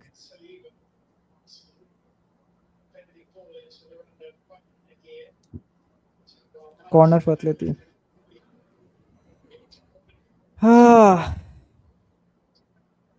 It's really nice from Koke there. We only created one chance. Even Arsenal created like just two chances. They scored from one. That's the difference in this game.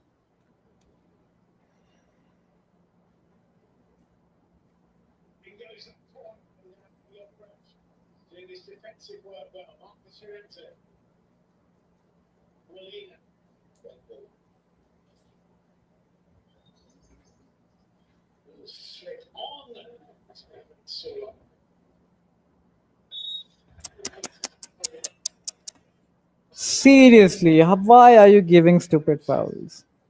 Seriously. 15 minutes. I don't see the scoreline changing at the moment. Arsenal will eat these 15 minutes. Arsenal will eat these 15 minutes.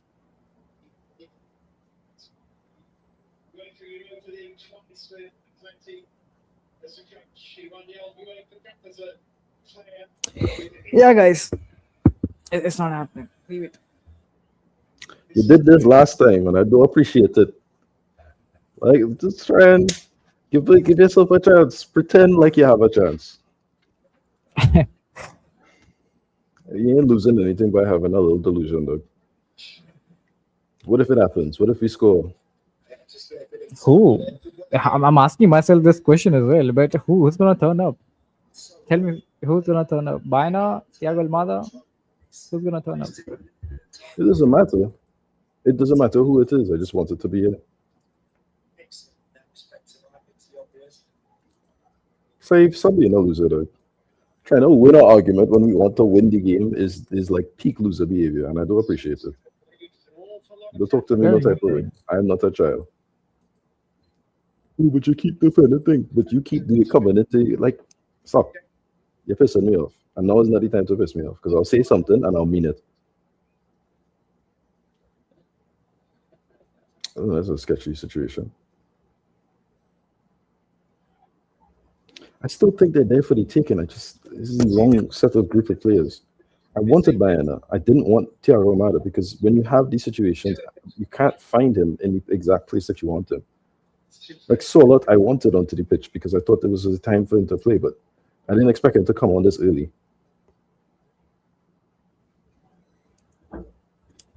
Look at that time waste from Gabriel. I told you Arsenal will eat those minutes. They will eat those minutes. Look, nothing. Oh, okay, hang on. He is out in his out actually, but still, Arsenal will eat those minutes. And given the referee situation right now, I don't expect like more than 4 or 5 minutes at all. And again, Thiago Almada again, very bad cross on Thiago Almada. You don't put again. The goal we conceded, like it really hurts because again, such an Atleti way to concede a goal as well. You're not like this is such a teenager point of view. I'm normal. I am normal. I'm saying the real stuff. No, you're just being like you're being lame. You're projecting unnecessary like negativity onto somebody else because you can't regulate it. Don't do that shit. It's lame. Like genuinely. Don't get it wrong. We're in a bad situation. We have 15 minutes left into the game. Away from home, we have all of our star players off the pitch.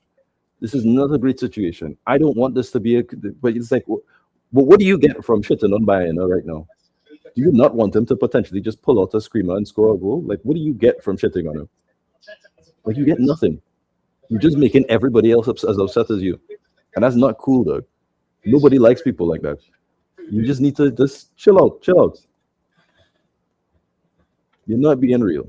You're taking out your day on everybody else. Oh, nice by now.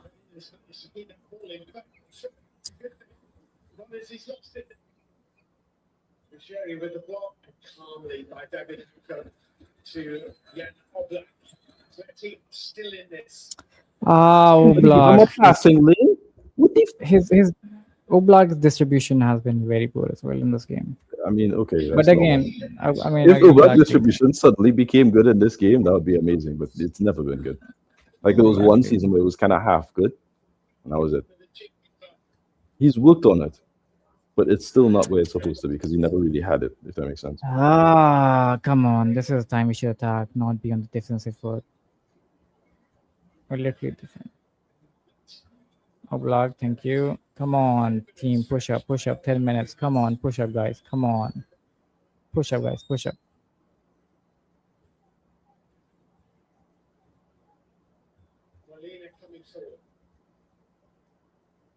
I fucking hate you, Thiago Almada. Why do you keep like this fake shots? Seriously.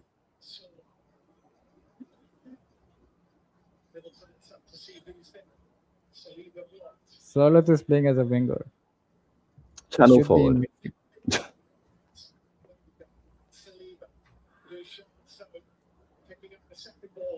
Like this is the exact wrong place for him to be. Come on, Solot, get in. Solot, get in. Lorente. Move quickly. Bad cross from Lorente. We need more numbers in the box. Julián, take a shot. Oh, nutmeg.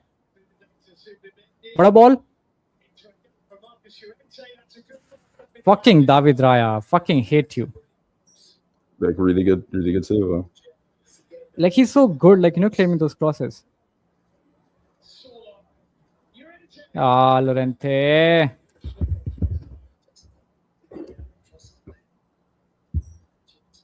David Raya is so good coming out of his line. It just got a deflection at the end. Look at that from Gyökeres. Like, that's not a foul. Seriously, Daniel. Seriously, referee. Seriously. What's that? Seriously. He's given a foul. Stupid foul from the referee. That's a red? That's not a red. He's given a yellow card. How is that a follow-up wheel? You're both wrestling. I'm so confused. No, but if it's a... Well, how is that a foul?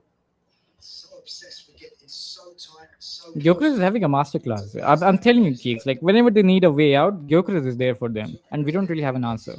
Why are we It's like just allowing a Bucharest to get just one long ball to Gyökeres, just one long ball to Gyökeres, and like he handles it, and then we're suddenly on the back foot, and like we don't have the answer for Gyökeres. Like throughout this match, we don't really have an answer for Gyökeres, and it's really weird. I mean, like credit to Gyökeres, like he's playing good. His holder play, his physical strength, his first touches, everything has been top notch today. Everything. I guess he's not giving it as a red because they had somebody to cover, but I'm not really sure.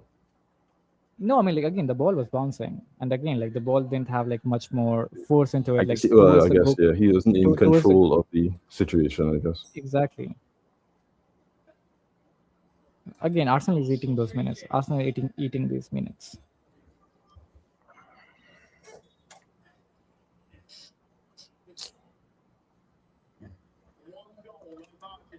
Oh boy.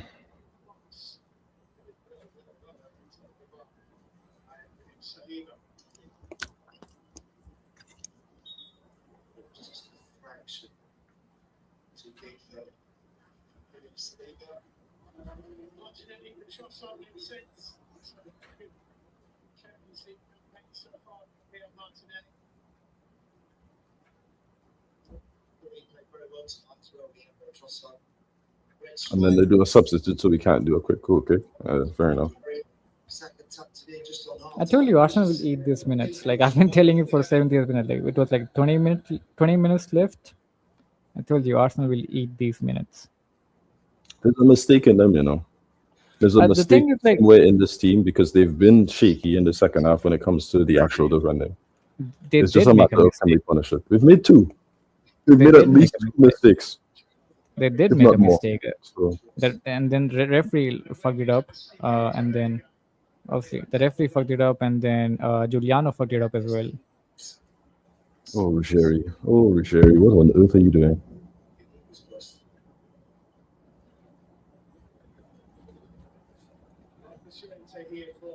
Like, why are you trying to beat someone near your box? Like, you have a pass and you decide to go for the one-on-one, and it's like you We gain don't really- nothing. One. We don't really have any attacking option. And then like if you're playing with Solo at the front, again, like our crosses haven't been that good at all. Not a single cross was good inside the game. Right now, the only man puts in a ton of effort, extra effort. Just okay. Come on, seriously, stop crying. Seriously, like it's literally the same image again and again. I hate it. I hate it. What's that? Like the fans suffer. Why are you crying, dude? Exactly, Project the your fans. strength. Come now. It's The fans suffer always. The fans will suffer always, and then players would be like, "Oh, we gave our all, oh everything," but corner. come on, fellas. The thing is, like, we should be pinning Arsenal in their own box. The thing is, like, it's opposite right now, which is not good.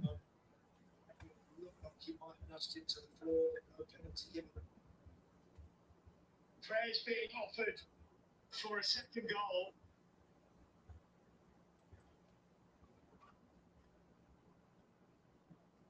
Which would take the lid off this pressure cooker. In it goes from Declan Rice. The team was looking for seen those end up in the backward opposition net a few times. Okay, does well, just backs into him and puts his body in the way. Gabriel can't get enough on it.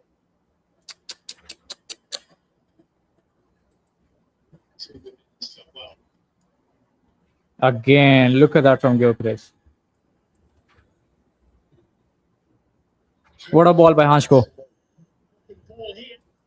It's touched into Sor. Solo, are you fucking kidding me? Come on. Man, we suck. What the fuck, dog? In the middle of the box, you're free, and that puts you on a free pass, and this is what you do? How do you fuck that up? How? That's two chances. How?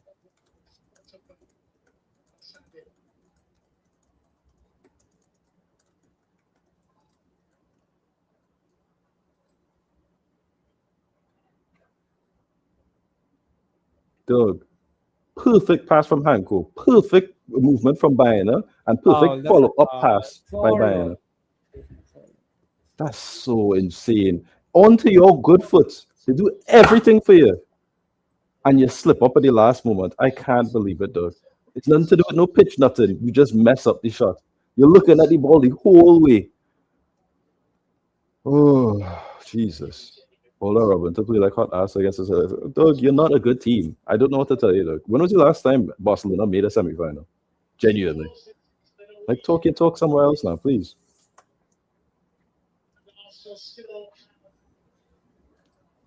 Every time. Like, it's an opportunist. You're waiting to like, oh, you made me feel bad, so I go and think. You're not a victim. You lost a game. It's whatever.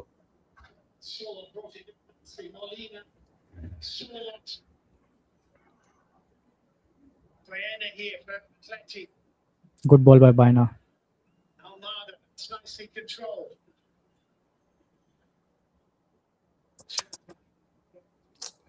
Always the tisk instead of, yeah, we scored. I ain't expecting nothing from you, Almada. Whoa! For seconds there. What happened there, Foul. Koke? It's a foul, no? No, not that one. That's a different foul. Time the game stops, gives Arsenal a chance just to Play ensure they're times. where they need to be. Oh, coming from El Pupas. Good job, buddy. Ruggieri, Koke. Get your broke ass out of here, seriously. Don't fucking make me mad.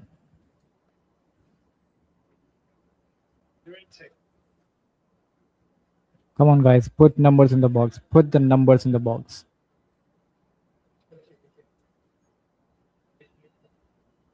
Ruggieri.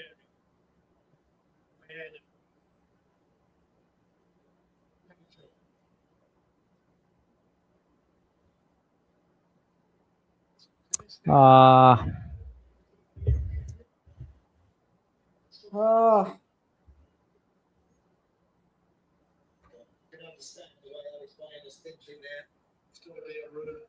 If I was Molina, that was a goal. If I was Molina. Alex?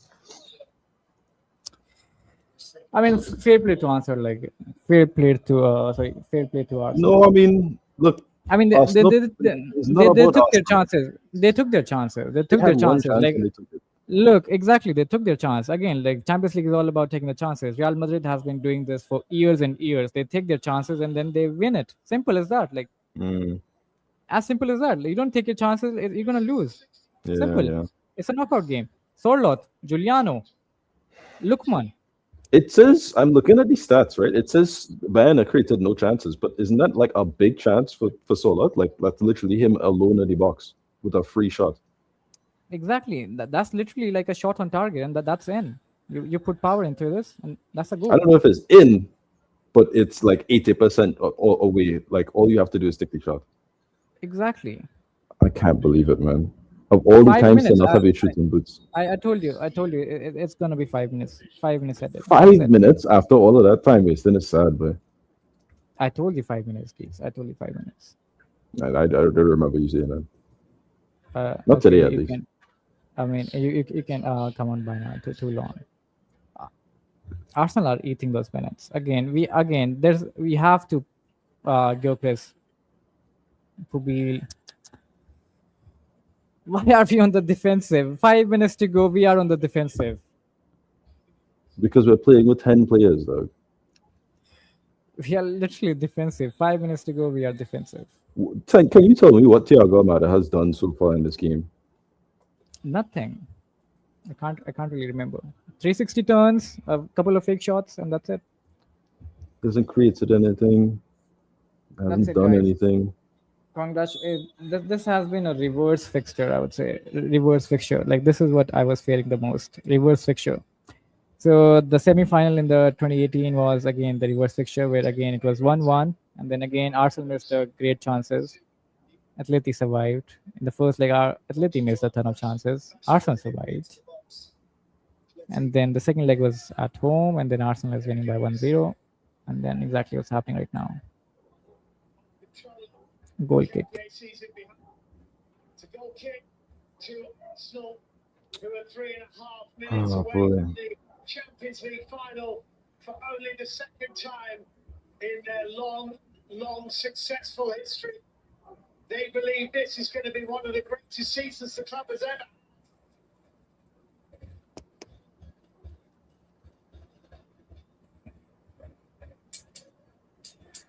I don't think they were better than us, but it doesn't really matter, does it? We had much better chances in both the legs. We just didn't score them. Arsenal wasn't. They weren't better than us at all.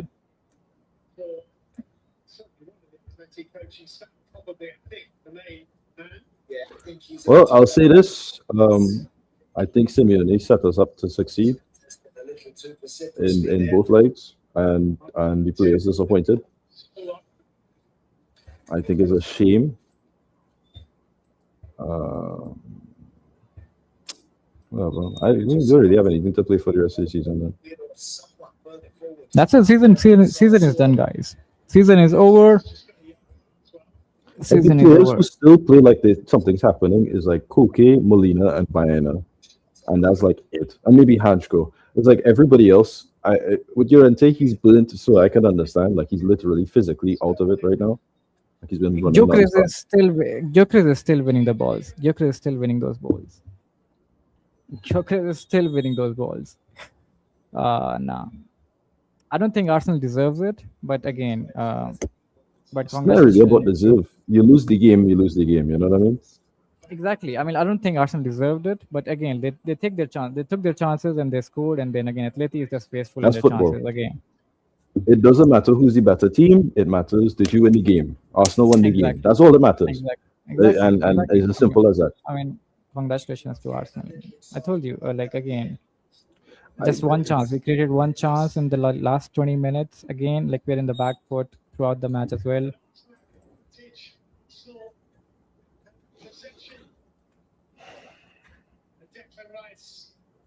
Well, I mean, Simeone put his faith in Sola through the clock, and it was very much not rewarded.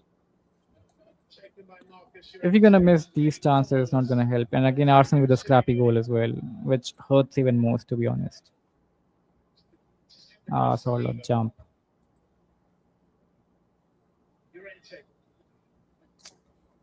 What a sad season, boy. We had such high highs and such low lows.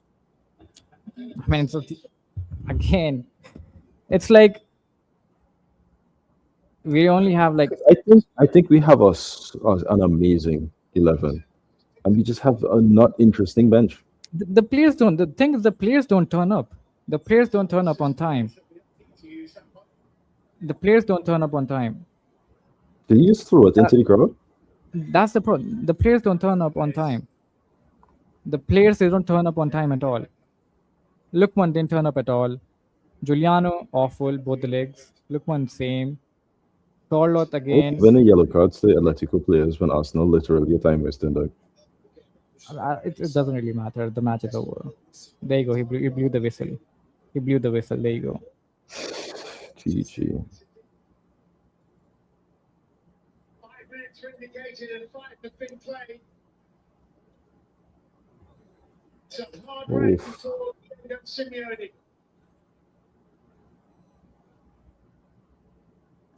Fiore. He's received a yellow card. There you go, guys. Final whistle. Arsenal won. The referee blew the whistle. There was no chance. There was no chance without Julián Álvarez and. I can't stress it enough. I really hate that referee though. Like I knew this was like anytime when it comes to these penalty calls, this guy has been really shit. Because the last time he played them in Liverpool, he gave the exact same penalty that Jota got against us in the 3-2 game. He did not give for us. That happened against I believe it was Jimenez, right? And I'm like, damn, that's it. That was a penalty for Atleti. That was a penalty for Atleti all day long. That was a penalty for Atleti. The referee got it wrong, but again, like I can't really. Again, I would say these things do like do make what do you call it? Do affect But again, I think Atleti didn't play at all. I think the wasted chances from Giuliano, Sorloth, and then Lookman in the first leg, again, it hurts Atleti a lot. If you tell me Arsenal in both the legs, did they create enough? Not really. Atleti created more than Arsenal. Atleti created more than Arsenal. And look at the scoreline. We only scored 1 goal in both the legs. Sorloth chance, Giuliano chance. That's 2 chances this game. Oh. Lookman had 2 chances in the first leg. That's 4 chances. That's 4 chances, guys. 4 chances.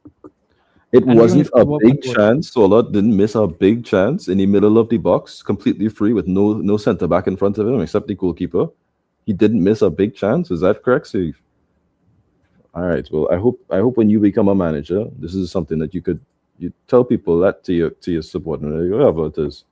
But That's 4 or 5 chances missed from Atleti. And again, it's not good. Again, like you can't like I keep saying, the players don't turn up at time. We saw that in the final against Real Sociedad in the Copa del Rey. They didn't turn up. And then again today as well, they didn't turn up at all. well, that's I not think true. again, The players did turn up. Well, I mean, Alvarez, I should say, turned up. what's the point? What's the point? Like again, look at the scoreline. What's the point? What am Like use my am I gonna outlook do? and stuff as a rope kick. What am I gonna do? What am I gonna do? Like, you know? But there you go, guys. I think Arsenal deserve it. Congratulations to Arsenal. They deserve it. They took their chances. We were just there, like, you know. I accidentally clicked the tab down. I was closing something else on. Again, Arsenal with a scrappy goal. Giuliano missed a big chance. Solot missed a big chance. We had 2 penalty calls that were not even VAR reviewed. Okay, is that the end of the game? Is that the reason why we lost this leg? Kinda. I mean, but we missed a lot more in the first leg too. It's just like, it was just sad. It's sad in a sense of like, it was such a lame way to go out because all of our big hitters did not really perform to the way that we wanted them to do, and we didn't even give them a chance to really properly like platform. Griezmann should have done a little bit more. We call it. Alvarez should have done a little bit more. Lookman should have done a little bit more. But then they came off, and then the replacements are Thiago Almada, Solot, and Baena. And to be fair to Baena, he did do a decent amount.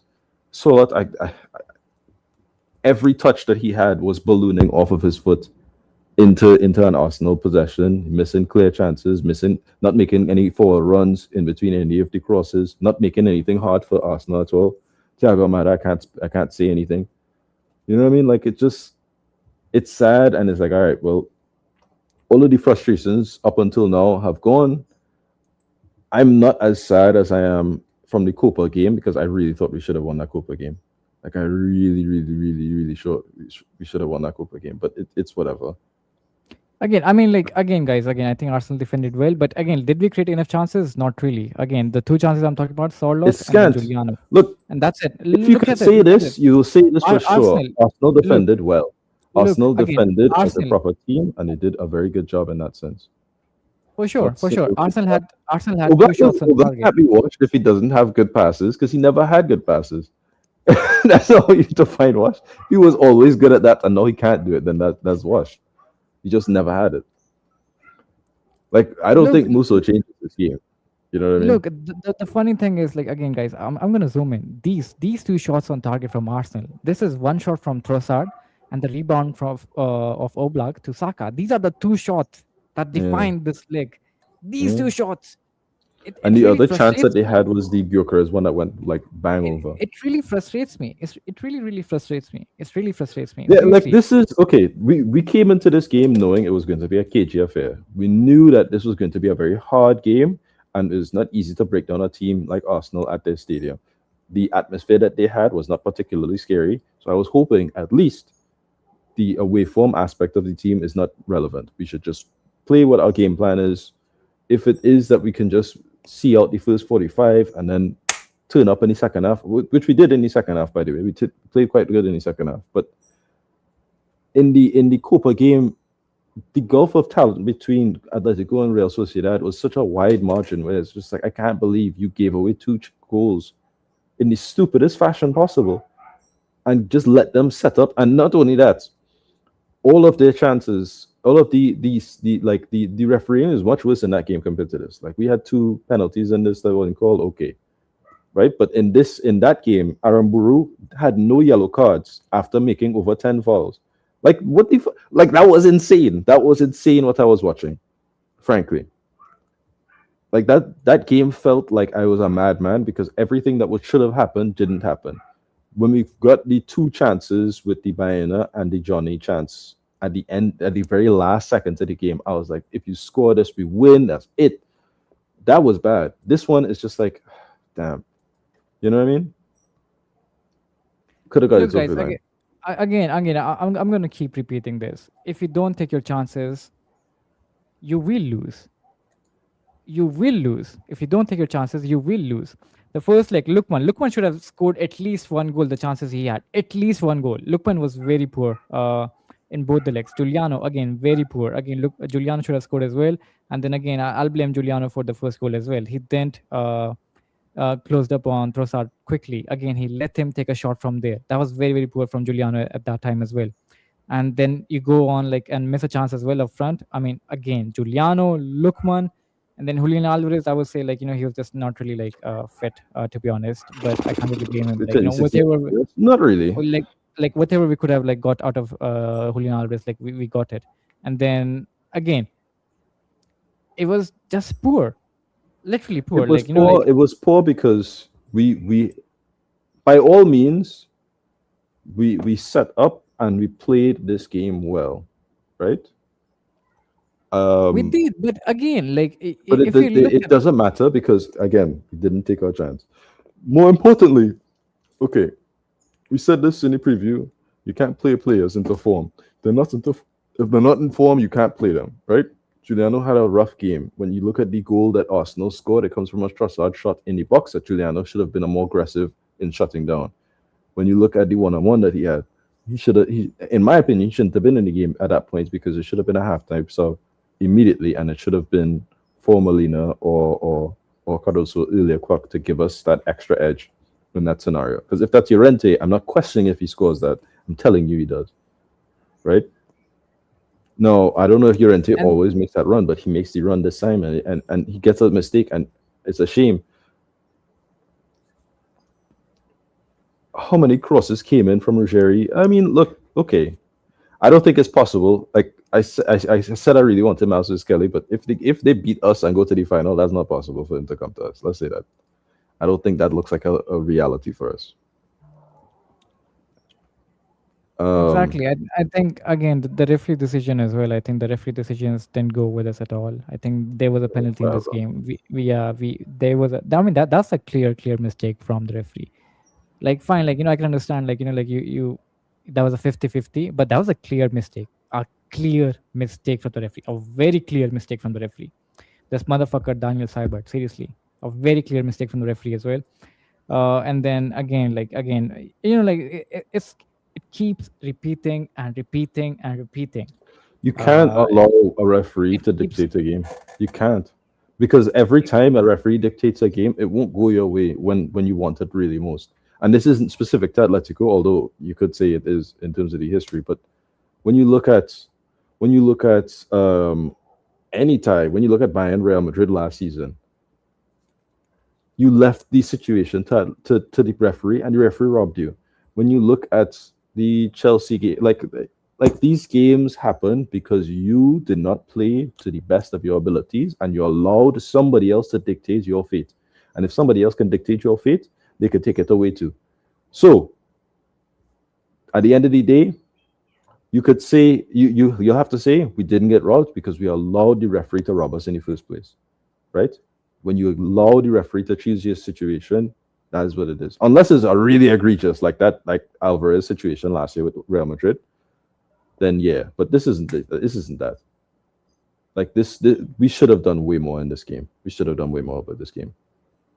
I mean, look, from now till transfer window and World Cup, I guess we'll have to change up. We'll do different things in terms of the content and the other stuff. I don't know if we'll do football big go today. I'm not gonna lie, I'm a little frustrated, but we'll probably have to do. Maybe we'll do some short form content in between. We'll do like again, I mean, this is a good comment as well. I think like again, a lot of sort of goals like were created with a duo of partner of Ruggieri and Lukman, mostly Ruggieri whipping crosses. Again, like even today, like like just one.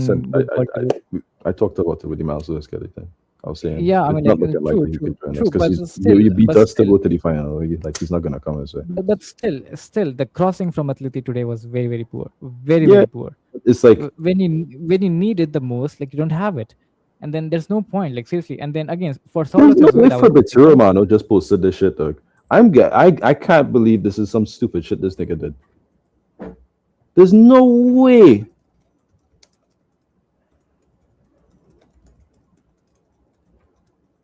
Nah. Say less, dog. Say less. I'll find a way to get that account down, dog. Because there's no way you did that shit. what did Fabrizio Romano do?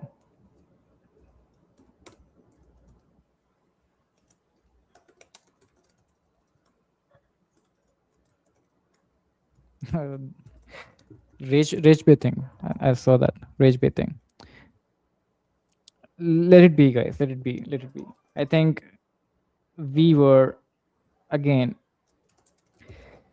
The referee was very, very bad. For me, the referee was very, very bad. I think there was a clear penalty for Atleti in the game for sure. For sure, there was a clear penalty in the Atleti game for sure. And then again, the referee was really bad. But then again, Fabrizio Romano can literally fuck off. I don't really care. But anyway, Like that's an aggregate. I'd expect that from somebody else, dog. You do Is- transfer is- stuff. Use a big. Hey, oof. he's literally rage baiting. He can literally fuck off. I don't care. Say less, dog. Say, Referee was I'm sure that's with the little $3 that you about to get from us off of that post. Referee was disgusting, but Simeone approach wasn't good at all. When we subbed Orlot and started cross and Inshallah, then I knew it. I mean, like again, that's what happens. Like Griezmann is not there, Julián Álvarez is not there, and then what do you expect? Like we don't really have any creators in the We've team. been complaining about this since the summer window, right? We said, look, I think we improved our starting 11, but our subs have gotten If Correa is in this game, do you think we have a chance to score this game? Probably, yeah, right? If you have somebody like, what do you call it? If you had somebody like a Diego from in 2014, if you have somebody like a Raul Garcia off the bench, this means something. That changes the dynamic. It goes from you've lost one. Okay, so we've taken off one person who wasn't effective to another person who's effective in a totally different way. It is what it is. I mean, look, we've been saying it for a long time. I've been frustrated with Solo for a long time, but it is okay. You guarantee that you're not coming like your body language showed that you didn't care from the beginning. So whatever. Yeah, like look, if you have Lino coming off of this bench, do you believe in a chance of you potentially scoring? For sure. They proved it. And this is why I was so frustrated when in the summer when you're getting rid of proven talent for unproven or even sometimes proven failure in players like Thiago Almada and Nico Gonzalez and these other players who don't do anything and have not done anything for this game. For not this game, but in general. So this is a little bit down to the squad planning, but this is a little bit of Carlos Bucero and also Andrea Berta. But yeah. Everything went wrong today, to be honest. Everything went wrong. Literally, everything went wrong. And again, I'm gonna come back to this thing. Well, hang on, guys. Everything went wrong for Atleti today. Everything. Not a single thing went in favor of Atleti. Not a single thing. Again, I'm gonna come back to this. Again, guys, look at this. This was the foul given for Pubil. Pubil, tell me, where is the foul? Where is the foul? Please, someone tell me, where is the foul? That's a high boot with shit though. That's the funniest part. Where is the foul from Pubil? Where is the foul from Pubil? And then Calafiori does this on Griezmann. Clear penalty. A clear penalty. A clear penalty, guys. A clear penalty. And if I think like again, I mean, I'm really tired of this. I'm really tired of this. Seriously, I'm really tired of this. Like asking UEFA for explanations again and again. Like first of all, like you put in a stupid referee in our match again. And then again, I think UEFA in general have a very low level for when it comes to referees across the board. I didn't like the refereeing in the PSG Bayern game. I didn't like some of the calls that were quite a few of the key calls that happened throughout the game. When you look at the Sporting Arsenal game before, didn't like the calls. When you look at the Newcastle, no, well, I would say Newcastle Barca Newcastle PSG 2 years ago, for instance, horrific calls. Like game-changingly bad calls. And it's like the standard for the referees that you call up are very poor, because when you look at the German Bundesliga, I think the general level of the Bundesliga in terms of the referees is quite good, and this is the representation that you have from Bundesliga. That's ass. That can't be right. When you look at the French league, some of the best refereeing in the entirety of Europe, their main representation is Clement Turpin. That can't be right. Do you understand what I'm saying? It's like there's certain referees that are getting through that really should not be past a certain level of screening. And then you have everybody from Spain is asked, so there's nothing to talk about. And the same thing with England. England's overrepresented because I have no idea. Like, I have no idea. Again, like I have no idea. Like again, like the referee blew the whistle. Mhm. Like why? Like where did you see the fucking foul over here? Like, are you fucking blind? Seriously? Are you really that blind? Like seriously? Where do you see the foul? Like everything that happens in the box, like I think you have to wait until like like everything is clear. Wait for it, and then you. I can't believe it.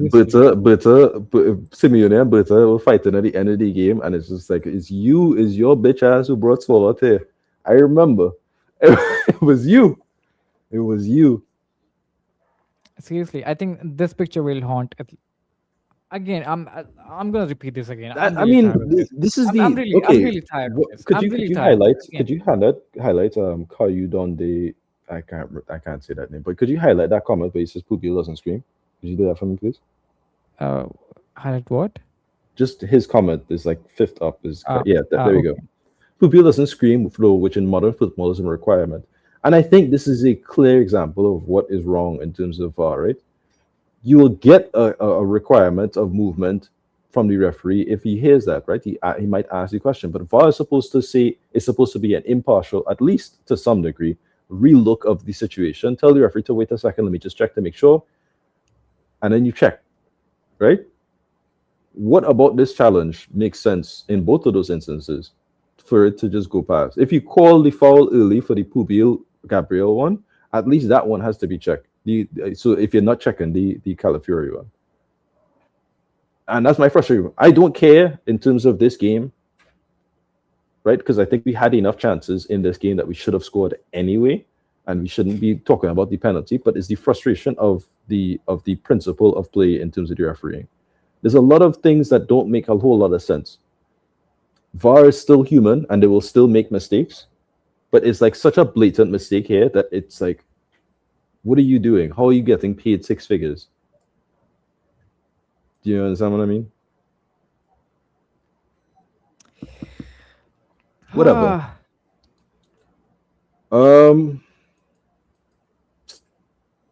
I think we are still we still lack a lot of things.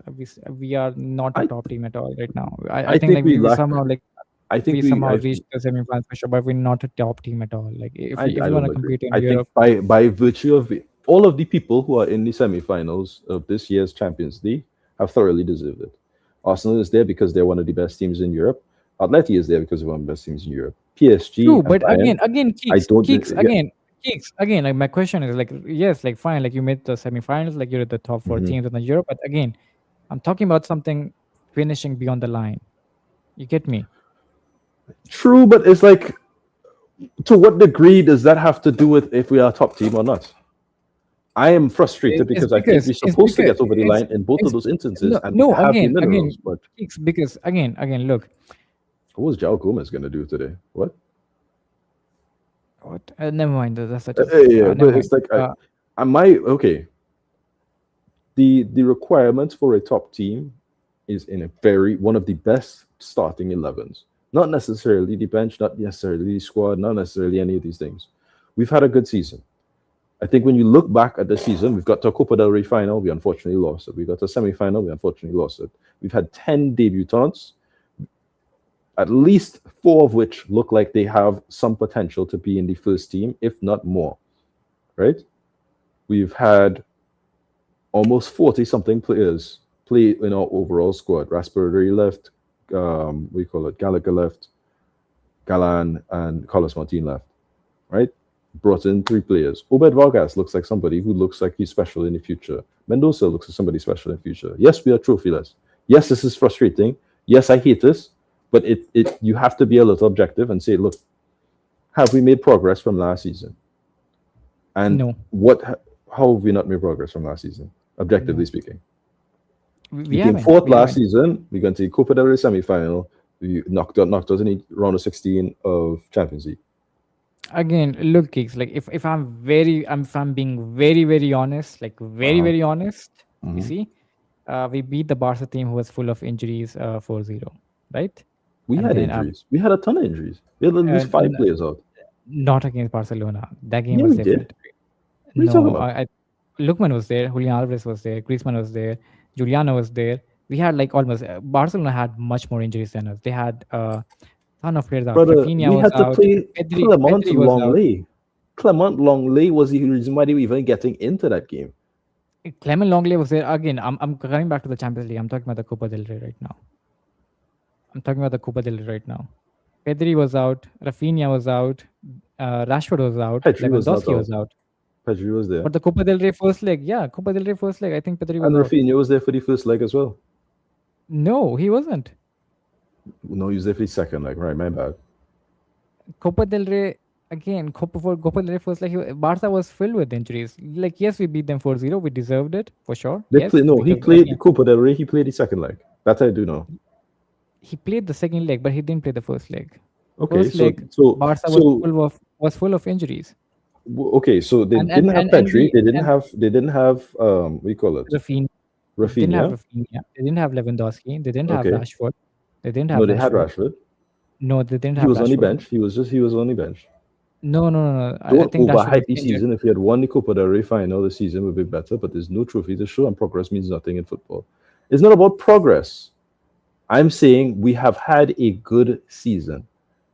I am not saying this is a great season because if you're telling I me, don't really I'm not think so. arguing that we should not have gotten over. I explained this at length. I wanted that Copa del Rey Look, guys. final more than anything. I want to be in Guys. Champions League final right now. Again, guys. Look at this. I'll put it like in very simple words. If you talk like with the footballing terms, like no, I don't think like it was an improvement. But like if you talk about financial things, it was an improvement. You get me? Footballing terms, it was an improvement for me at all. Financial, if you talk about financial things, it was an improvement because we made you do very me a good money favor? from the Champions League and everything. Yeah, go on.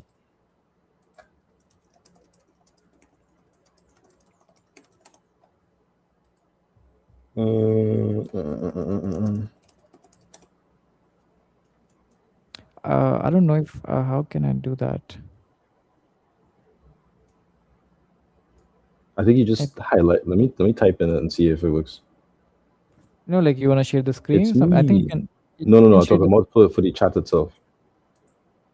For like YouTube. Then I didn't get it. Like okay, put it in the private first. I didn't understand what you mean. No, I did. It's not really giving me an option over here. Look, I'll show you. Wait, what?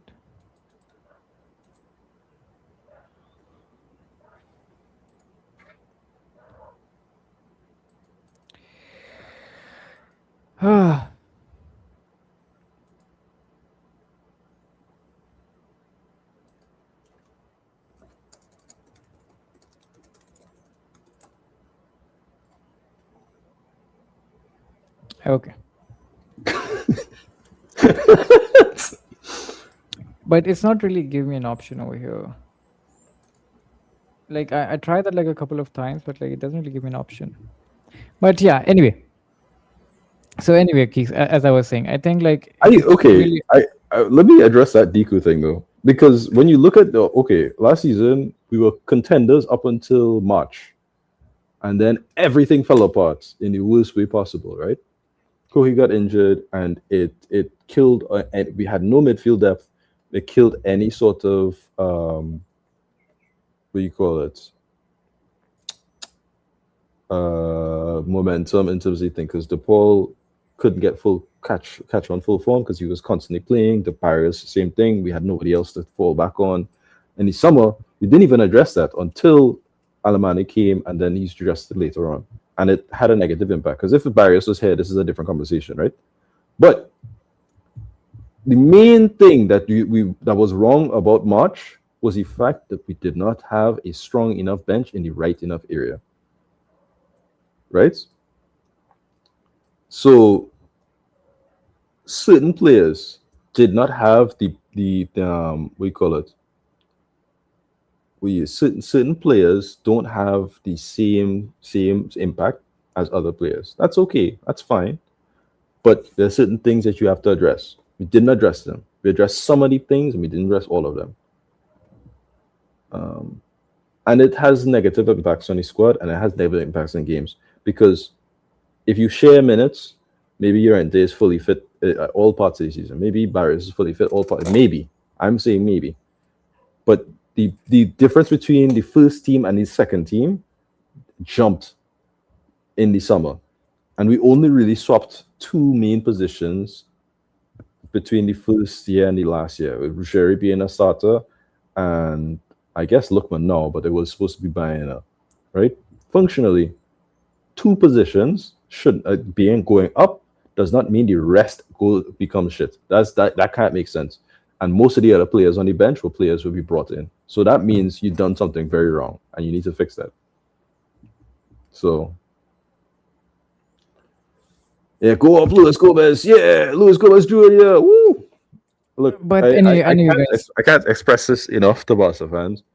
It's not cool to come into our chat and then talk to us about whatever. It doesn't matter. At the end of the day, you got knocked out.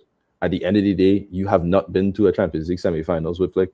At the end of the day, it's more than likely that you will not make a Champions League semi-finals because he has no other game plan, and everybody in Europe knows how to beat your game plan. If we meet you again next year, more than likely we'll beat you again next year. I say that with full confidence. And I say that for if you played PSG, if you played last week's PSG, do you think you beat them? I'm almost certain you won't. I could bet money, and I hate betting money. I think it's wrong, and religiously speaking, I don't do it. But I'd bet money that you wouldn't make it. And I'd say the same thing for Bayern as well. You need to understand. You want to say that our coach can't, if we won't get this far without a new coach, you can't get further without a new coach. Because defensively, you're not going. No more amount of defensive talent is going to fix that back line there. And it's not just the high line; it's a lot of things. And I wish I could talk about thin length and all these other things, but I'm not going to. And it's not. I don't want to talk about Barca. It's Atletico today, and we're going to continue talking about this today. I will left two times this season. If you were happy about it, you wouldn't be here. Frankly, that's the truth. So if you were happy about your league title, if you're happy or whatever, you would be having a nice little hot chocolate, enjoying yourself. But you're not. You're here to try and upset me and try and rile me up. Okay. Highest paid manager. Simeone hasn't been the highest paid manager since 2020. Ignore cakes. Ignore. I don't have time for to answer these clowns over here. But anyway, guys, again, now the question is how can we improve? How can we improve? Because again, it's been what, 5 years now? It's 5 years. Keeks was saying is this a season where we improved? I don't really think so. Because again, we gave away a league earlier in the season as well. Julián Álvarez was taken off due to ankle pain. He pushed through and did everything possible to play tonight, lasting until the 77th, and followed that ended in Raya's hands. He immediately began limping as he tracked back. Okay, well, that made sense. That's what I was saying. You can't play in full 90, unfortunately. True, and that's exactly the reason. I think whatever you want to call it, unlucky, El Pupas, whatever, it's true. It's somehow the thing doesn't really work. Because look, if you're unlucky, then that just means that you have to play better than the luck. And it's hard to be better than the luck when you have other factors coming into play. So it is whatever you want to call it, unlucky, whatever. Julián Álvarez not fit, Pablo Barrios is out, and then Sorloth is just coming back from injury as well. And then obviously you have other players is coming back as well. Lukman again, he wasn't sure like whether Lukman would be back, and I think like Lukman was a doubt for the Arsenal game, and I think like you can clearly see like again Lukman has performed in every knockout round for Atleti except the one against Arsenal, and that's because like he came back from an injury. I think so. This is what I believe, You're a but again, clown. I can be wrong as well. Like, Nobody called Yusuf a clown. We have Yusuf almost every single stream. We don't call him a clown. We call you a clown. That's- And Yusuf is here all the time. ignore.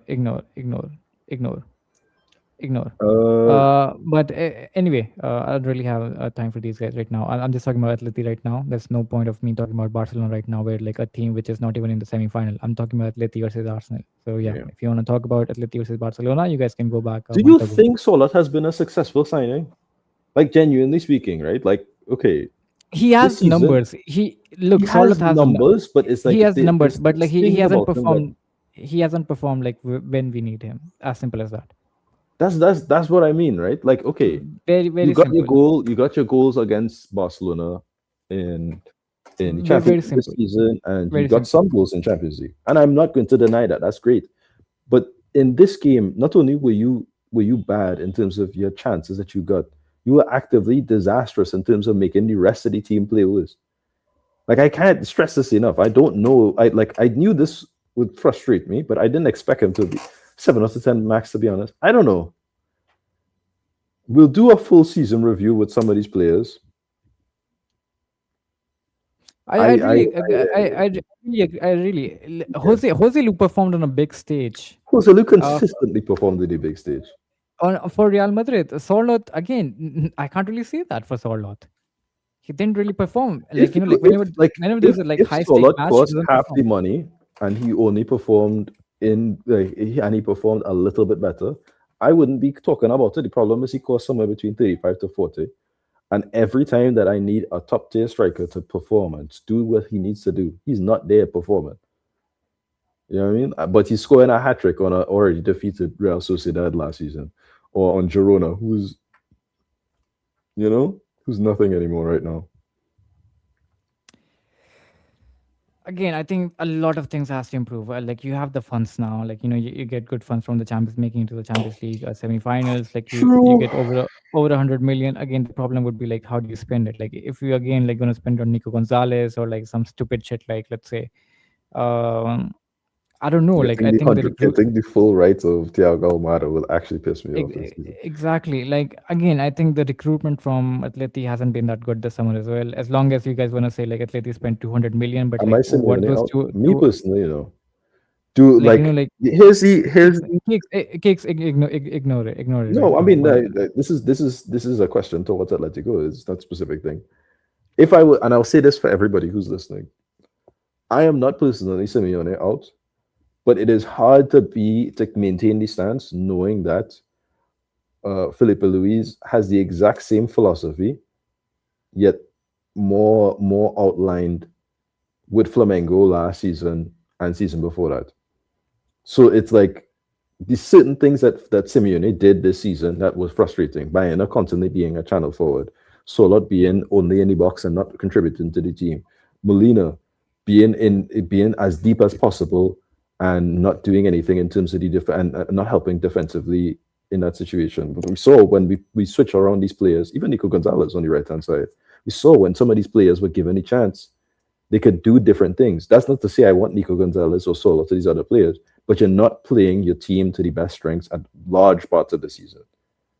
So that is the frustration for me. I still am Simeone in, but it is hard to say with a straight face if Felipe Luis said he wanted to play right now, could I really turn down the offer? I'm not sure.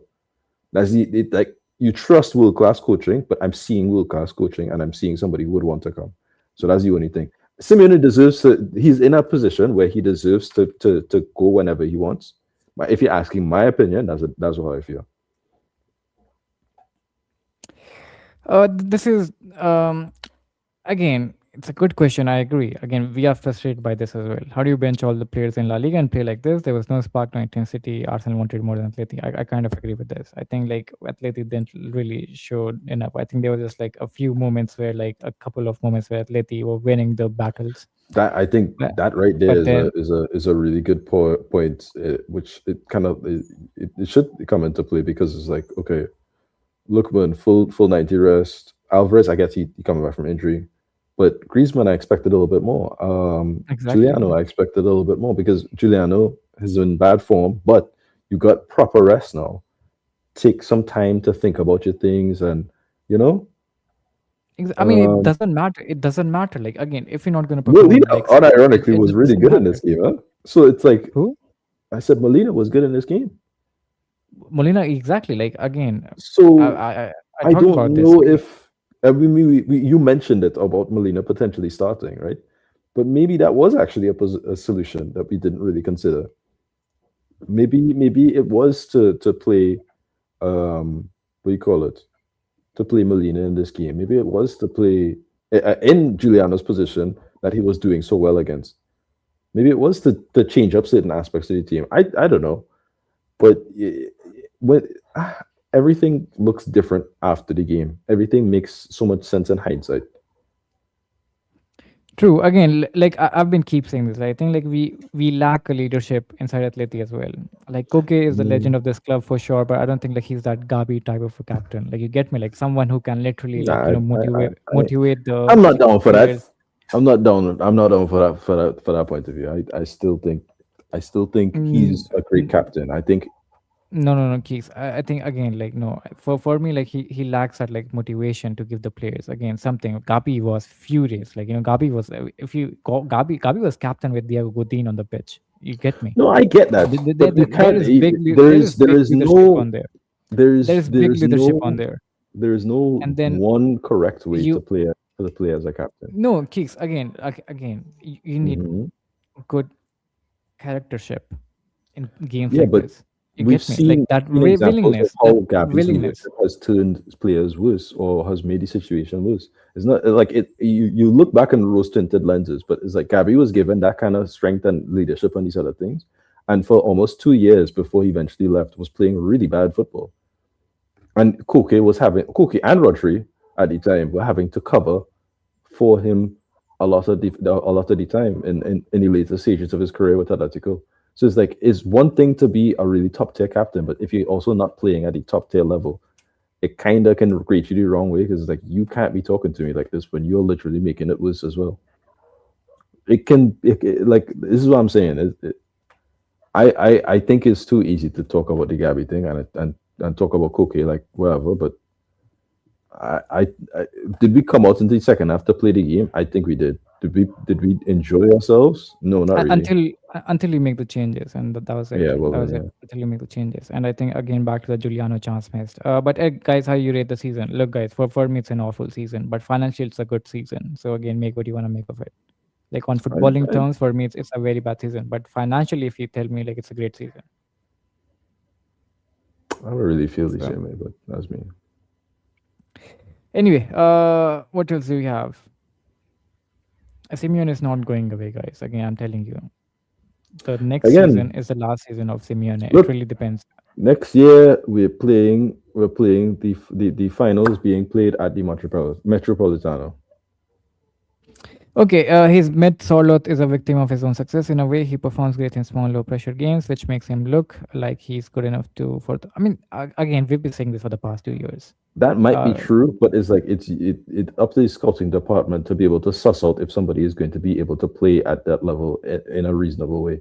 That's why you look at these players and say, does it make sense? Mm.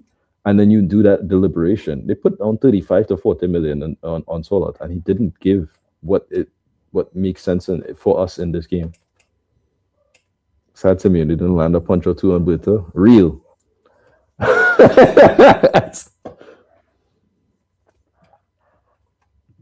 I mean, again, so would Gabi inspire Ruggieri and Liloman to be better than Felipe Luis and Godin?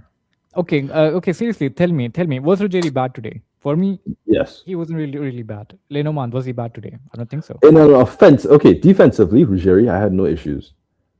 offensively, I had a lot of issues with Ruggieri because he didn't do anything that made sense in terms of the passing, in terms of the crossing. When you look at the first leg, it was like he looked up, cross like that, and something dangerous happened. I don't remember any cross that Ruggieri did in this leg that did anything particularly good.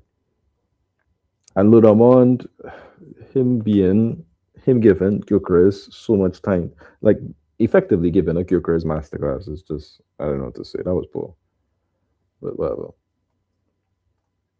He's probably not leaving, which is pissing me off a little bit too. But would you sell Julián Álvarez to Barcelona? Do you have money to even pay for Rashford? Like, I don't think that's possible, Doug. I don't think this conversation makes sense. Álvarez is injured. Guys, why this remains? I think Lookman was too. Again, no, Lookman was very, very poor. So I mean, I think that was very logical. Julián Álvarez. Again, I'll just put it over here only. On the screen share. Julián Álvarez was injured, guys. Like, he was not at his 100%. Like, it's what do you call it? Like, it was his effort to even make it to the 60th minute or something. Yeah, wait, hang on. Where is it?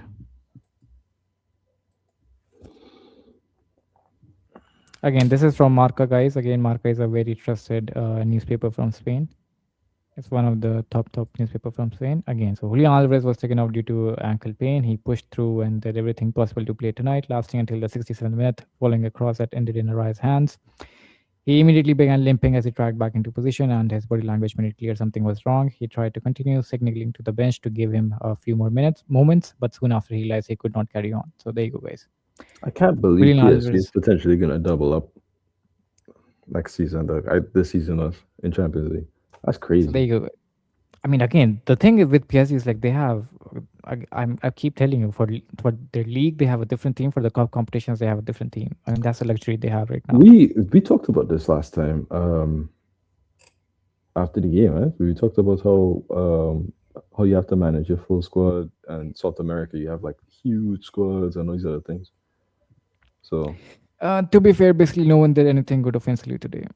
That's true. We were very, very wasteful in the final third. We were very wasteful in the final third. Very wasteful. We had like one solo chance and then Giuliano chance, and that's it. That's two chances I can remember. And I mean, Osimhen would be a good player for us, but I mean, that's a lot of money. Like, I don't know what to tell you. It's not about if Osimhen would be good. Is how do you get the money for that? How do you maintain the wages? And where does he play? Does he start alongside him? How does that make sense for your team? It'd be easy to get them and then throw it to the wind. To a football fan, though, on the pay success is the only success. The finances shouldn't be our problem. This is a poor season because we had the Copa del Rey. I haven't mentioned the finances at all. That's Alex, but no, guys. Look, for me, I'm being very honest. For me, this was a very, very disastrous season. Exactly. Again, this is my opinion. You guys can agree or not. Again, like for example, Keeks doesn't agree. So again, that's his opinion. I don't have anything to say against it. That's why we're hosts. We have different opinions. We talk about it. We debate. Exactly. And then again, for me, it was a very, very awful season for Atleti. Again, like we had everything to make it to get our hands to the trophy. But again, I would say financially, it was a great season. But again, on footballing terms, I think that's the part that really like stings for me. It's not so much that we didn't do it. It's more so the fact that this was Griezmann's last chance. This was Griezmann's last chance at the Champions League, winning the Copa del Rey with us. He has no domestic trophies with us. I truly believe if we were to get to that final, not even with Barcelona. Actually, no, he has a Copa del Rey with Barcelona. He doesn't have a league title, but if we had that, it would make more sense. So, but anyway, again, I'm gonna get back to this. For a club like Atletico de Madrid, financially a good season is a big win. Trust me. This is the reason why Simeone has been in the club for a long period of time. Because again, we are still very, very far behind than Barcelona and Real Madrid financially. Even though they don't make it to the let's say Champions League knockout rounds, and they don't go long or anything, but the revenue they generate from the fan bases around the world is way more than Atleti. So again, for Atleti, having a good financial season is a win as well. That means like we can invest more in the transfer market. So again, guys, again, back to this. The reason why, like, we're still not like at the very, very top right now, and I think most of the people will agree on over here, is because again, like, Simeone is here to cut the gap between Real Madrid and Barcelona, and he's been doing so ever since his appointment. The gap was very, very big between Atleti and Barca and Real Madrid. Now we have come this close. We are very, very close. Like cutting that gap between Barcelona and Atletico Madrid. We are going toe to toe with Barcelona and Real Madrid. That's very, very big for a club like Atleti. Again, people don't understand this, but again, the gap now is very, very close between Atleti and Barca. Real and Barca. So again, I think we need a few more years, but like, yes, these things hurt for sure. But then again, I think there will be a time like where Atleti will get beyond Barca and Real Madrid, because again, financially, like I keep repeating, financially, we are a very well run club. We're not in debt or anything like Barcelona or Real Madrid. I mean, they go for superstars and everything. We don't have any ego problem over here, and that's mainly I mean, because if you want to say that the fact that we did well financially means that we can address some of the issues in the summer, I could say that. And I think Alamani, being our sporting director, does put us in a really good position to do something special next season. The problem is, and again, and the second thing I it's not just want to relevant. finish, and yeah, the second thing I want to mention is, again, we don't have any ego problem in the dressing room, because again, Diego Simeone is there. That's the main factor as well. So again, but again, these are different things. But like, yes, as you said, on footballing terms, it wasn't a good season at all. I, I wish we win. I wish we won it. It's a shame. This feels disappointing in a way that I think the other one felt like just sad. Like I can't stress it enough. I was deeply sad for the Copa for like 3 days afterwards. This is just. Ugh. Okay, I next is, knew some degree that this could have happened, and I just wish it didn't. do you guys think a striker like Osimhen could be a good choice for Atletico Madrid? He won't come. High salary, high transfer fee, and that's a big no. We have too many things to address to go for. I mean, if we get like a big sale from, like, I don't know, somebody else, but maybe, but not. No, it's not likely. Again, I would say, like, if we ended up with Copa del Rey, the season would have been still good enough. But again, It changes like, it changes the flavor of what it is, right? It goes from exactly. like It's like, like like, at one those time kind of. we were very, very high, and then like suddenly we're back on the ground. Yeah. Right now, that's the It goes from reality. like a those shitty chocolate ice creams that you get in the store. Like it goes from that to like a butter pecan, like a real good flavor, like like you're enjoying yourself. But Griezmann is leaving, Jimenez is leaving, Koke possibly leaving. I think the club can find players Simeone can rely on to okay, fill those roles, who will fight for the club. Almada and Solot and them. That's true. That's true. Rayo I Vallecano think carrying Spanish football as per usual. As per usual. As per usual. that's true, guys. Again, I don't know. I feel like again, like now, like I think the season is over for Atleti for sure. The upcoming season is the last season of Simeone. Potentially. It's literally the last season of Simeone, guys. Trust me, it's literally the last season of Simeone. Because again, the club won't sack him, because again, there's too much respect, and I agree with the club as well. The second thing is, again, like, Griezmann leaving, Koke leaving, Jan Oblak probably can leave as well. Jimenez leaving again. I think that's like Koke is already renewed, by the way. Like he is gonna stay. Like he's already fit the conditions to stay. exactly. We will have a very, very different Atletico de Madrid, and again, all the players that the Simeone will have now is like won't be the ones like he managed from back in 2013, 14, 12, 13, whatever. Again, the top guys at Atleti, they're all leaving. So I think this is the last year. This is again, like, okay. So for Maestro, we say for any Spanish competition with Real and Barca, all we should be rubbing our hands and they kind of lift our trophy, not winning the Copa del Rey is dire. Here's what I will say. I will say this is the frustrating part of a transfer window, because it's not just about how much does this player fit the exact mold of what I need from in terms of the gameplay, but also how much does this player also take responsibility on the pitch? How much does this player adapt towards what this club demands and these other aspects of the team? How much can we integrate this player into the team? Because look, Thiago Almada is a long time Atletico fan. Have I ever felt in any point in time throughout the season that he looks like an Atletico Madrid fan? Not even a little bit. I feel that way with Obed. I feel that way with the youngsters. Mendoza is not necessarily a fan of the team, but he tries hard because he wants to win. As simple as that. Most important thing to do this offseason, fix Barrios' hamstrings. We get Cyborg Barrios next season. He's going to be a Terminator. He's going to be unstoppable. That's what we get out of this season. But like, no, but on a serious note, it's like,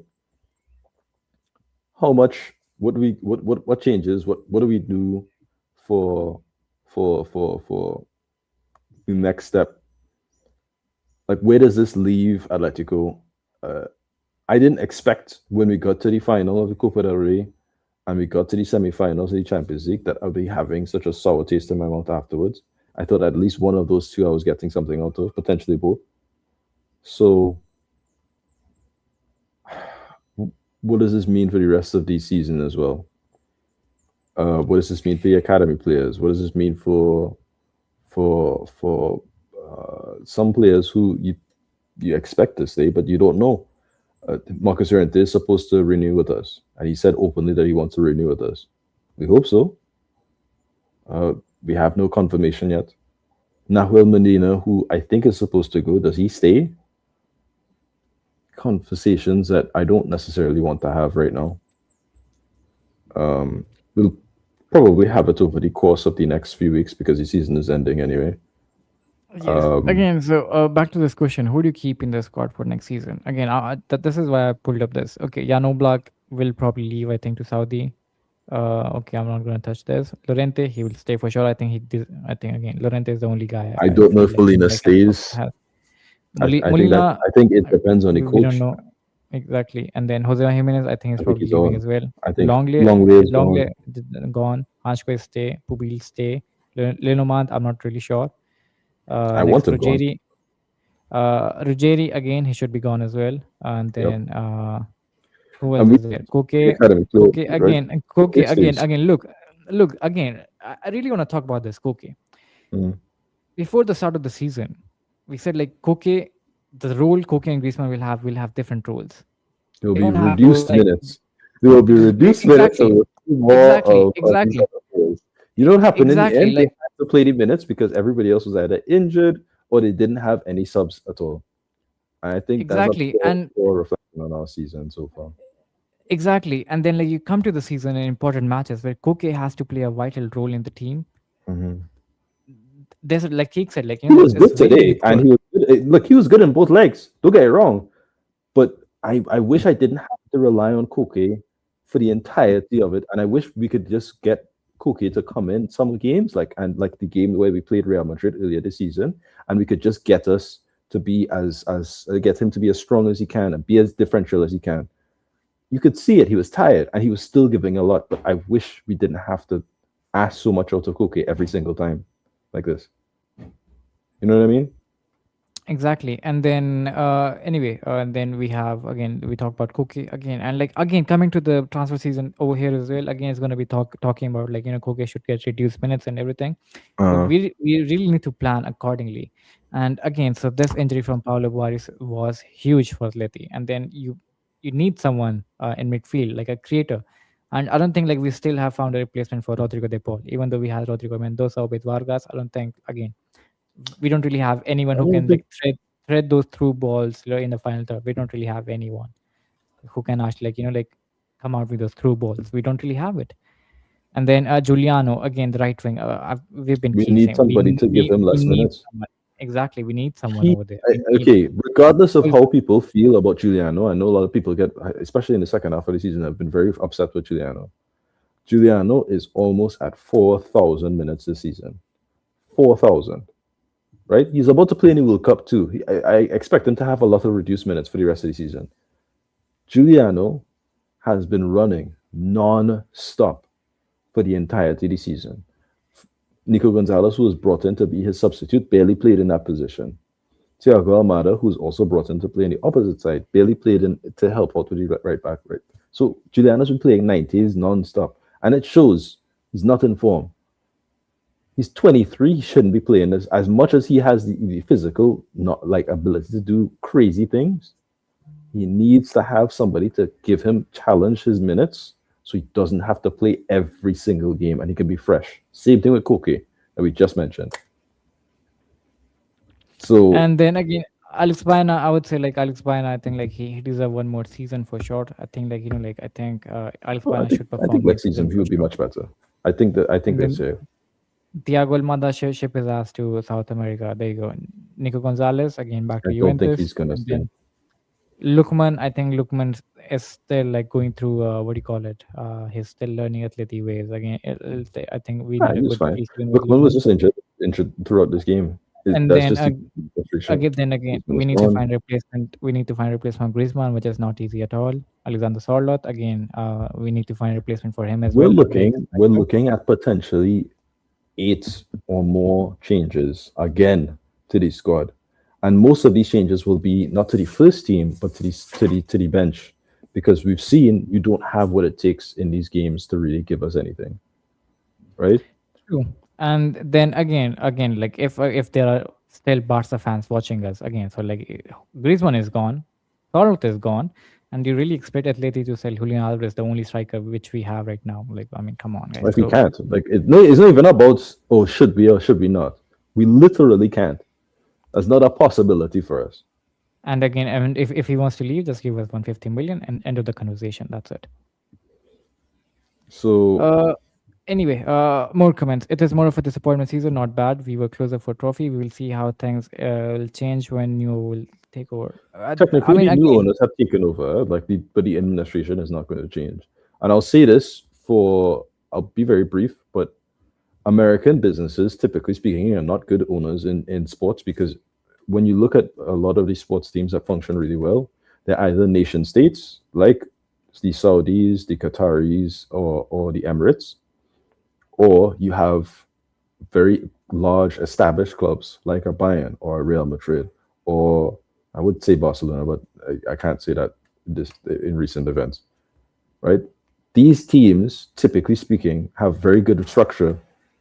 American businesses, especially in sports, do not have very good structure and usually are a net negative. When you look at Chelsea, when you look at Arsenal, well, not recently, but Arsenal throughout the entirety of the last like 15 plus years has been really shit in terms of the actual board level.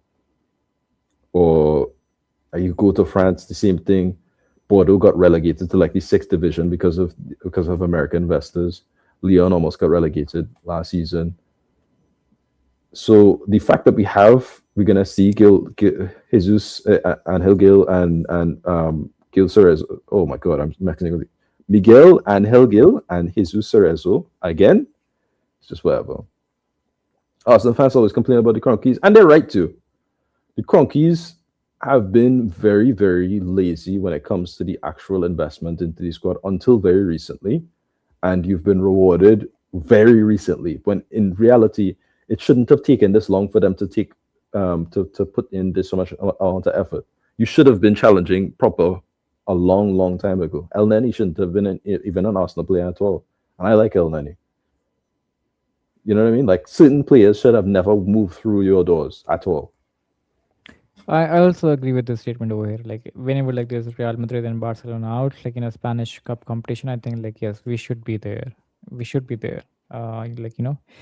Because again, like if we're cutting the gap between Barca and Real Madrid, then I think we should be good enough to beat the teams in the Spanish. I think this is the last summer in terms of the major investments, and this will be a summer that we were promised 2 seasons ago, in the sense of we're planning for the long term alongside some of the bigger hitters, right? I really want to add to this as well, like like to the point, like you said. I think the problem with Atleti is we're not really having a stable team. Like you get me, like 10 changes this summer. What was it? Six- 7 last summer. 6-7 changes last summer. There's no stability. New players Sorry, come I in. had to do it. I had to do the little. Yeah, it's okay. No, but you're right, because look, Like we the had last to do, and the worst part is we had to make those drastic changes because until 2019 was the last time we had any real summer, and we had to do it because our entire backline was gone. Griezmann was gone. What do you call it? One of our long-term midfielders and Rodri was gone. You know what I mean? Like you can't even some of these substitutes and players who are supposed to be top-tier squad players are gone. Again, I'm So- gonna come back to this. Like last four transfer windows, Mhm. Atleti has sold over 20 players, and Atleti has got over 20 players coming to the team as well. That's a lot. That's a lot. 20 players gone and come. 20 players. There's no stability. If you look at the last time we won a trophy was again the La Liga title. Again, the reason being, again, We I didn't don't think do like that much. We didn't do that much in the summer. We had a squad. exactly. We didn't really have any major player leaving the team.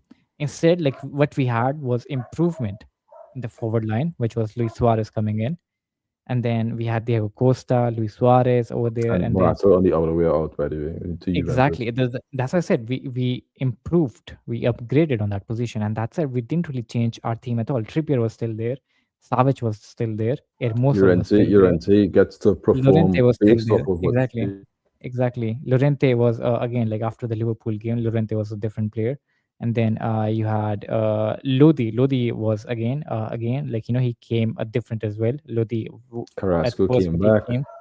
etc. Carrasco came back in the winter, and then he stayed in the summer, and then again he was a different player. And then the midfield, if you see like Lamar, Saul, Koke, everyone Kondogbia. was there. Everyone Yeah. was there. Everyone was there. Kondogbia was there because again Thomas Partey left to Arsenal, obviously with the release clause thing. But again, Kondogbia came, and then we brought in Lucas Torreira as well on loan. We, And then we brought in about 3 or 4 players, and the rest That's of and most of those players were not starters. The rest it of the was a squad was stable- already determined. exactly, it was a stable team. We And haven't been allowed to have a stable team because we had to recorrect the mistakes of almost every 5-6 months, every transfer window, we need to correct the mistakes. And Yeah. this is what I think like is not really working for Atleti right now. Even though like as much as like the rival fans want to say like we are spending 200 million or whatever. I Because, mean, look, again, we're nobody having blinks an stable- eye when City spent 300 million in a January transfer window, which is the highest anybody's ever spent in a January transfer window, right? And they made no sales for it either, right? They spent, like on the drop of their hat, they spent 300 million. All of them have been okay, but they spent a lot of money again this last transfer window again. So it's like you want to focus on Atletico spending because you feel like they're not supposed to spend, but we didn't spend before. And more than likely, I believe, after the summer, we're not going to spend a lot again either. Like we make money, yes, but almost always you have to sell upwards of at minimum half, if not more, to maintain any transfer window policies that we do, because we are scrutinized with FFP in a way that PSG isn't, in a way that Bayern isn't. And that's not to hate on Bayern. That's mostly just we are not a team that can get away with small issues. We have to do it right. And Like, still, I would say like we spent almost 200 million and then sold over 100. You know what I mean? And again, like the players we spent on, like they don't look good to me at all. Like Ruggieri needs to go, Sorlot, Almada needs to go, Nico Gonzalez, awful signing. Again, like there's just 2-3 matches I can remember where Nico Gonzalez was good. Thiago Almada, awful signing, like I said. Ruggieri needs to go, and then who is it? Making Clement Longley up on permanent signing, awful decision as well. And then who else we brought in? I mean, like we had so many. Gallagher again, like he didn't really show up like what Gallagher was. And then Raspadori again. Why you bring in like the same kind of player? Like we already have Thiago Almada. Like you have to sell one, and then Raspadori goes away obviously. And then you sold Samolino again, which again for non-European spots obviously. And then Riquelme, I can understand he wasn't at the level of Atleti, so I can Fair understand enough. that one. And then who else did we sell? Who else went? There were so many players I can't really remember right now. We literally had 10 players. Wait, hang on, let me check. I think we got money from Samuel and Vermeer as well in the summer, actually, which is really funny from the Yeah, previous window. So we right. sold the Paul as well. We sold Okay, some. yes. Okay. So again, I'll tell you the signings we made this year. Rodrigo Mendoza, I would say it's in the middle, not exactly a hit, not exactly what do you He's call it? young, so you don't need to hit A flop as immediately. well. Exactly, not exactly a hit, not exactly a flop as well. Obed And for Vargas, 16 million is a different conversation too. Obed Vargas has been hit so far. Ademola Lookman has been hit. He didn't perform in this knockout stage for sure of against Arsenal, but has been a hit. One of the main reasons why I think we are in the Declan semi-final. Rice in Ballon d'Or rankings. Uh, anyway, Nico Gonzalez again, a very very bad signing. I would say Raspadori was a. I can't really Raspadori say was a decent signing that didn't get to properly show his full strength because we had to fix the true, rest of the other shit signings, and that's a shame. true, true. We sold Santiago Marino and then David Hansko again a hit. Mankubil a massive hit. Thiago Almada flop. Johnny Cardoso I would say in the middle, not exactly a hit, not exactly a flop. Fair enough. Alex Baena same in the middle as well. Fair enough. Rogeri a little bit lower than the middle. I would I'm say. not hating on Declan. I'm hating on the fact that he could get a Ballon d'Or. He has not been a Ballon d'Or with he play like he's top 10 for sure. But to say he should win it, to even be in a conversation of podium, that's wrong. That's wrong. Okay, That's my and then feeling. and then again, if you look at the players that we sold, Rodrigo de Paul, a massive, massive, 50 million. Jeez. a massive, and like we didn't replace him I'm at all. fine with Rodrigo de him leaving. Paul, I'm fine with we him didn't leaving because replace he's him such at a all. jackass off the pitch. That's true, but again, we didn't replace him. We didn't really replace him. Samuelino, I mean, like yes, like we upgraded with Lookman over there for sure. I agree, but I think like coming off the bench, we don't really have an option. But Lino that could have took been an 6 months to option. fix. You know what I mean? Like that took 6 months to like. I think Lookman is better than Lino, but why would we want to get rid of Lino when Lino was about to get his Spanish citizenship and he True. was literally one of our better players? Yeah, and then another one I would say Angel Correa, a massive super sub. We don't really have that one right now. We don't have any super It subs in was our team. look. Everybody knew Korea had been the best sub in Europe for about 5 years straight. Selling him was not an easy thing to do because it means that you are not going to find a replacement immediately. If you could, brilliant. I think Raspador is the closest we got to that, and we had to sell him. We don't have somebody in the squad who's that. I don't know anybody in Europe who could be that. I don't even know anybody in South America who could be that for us.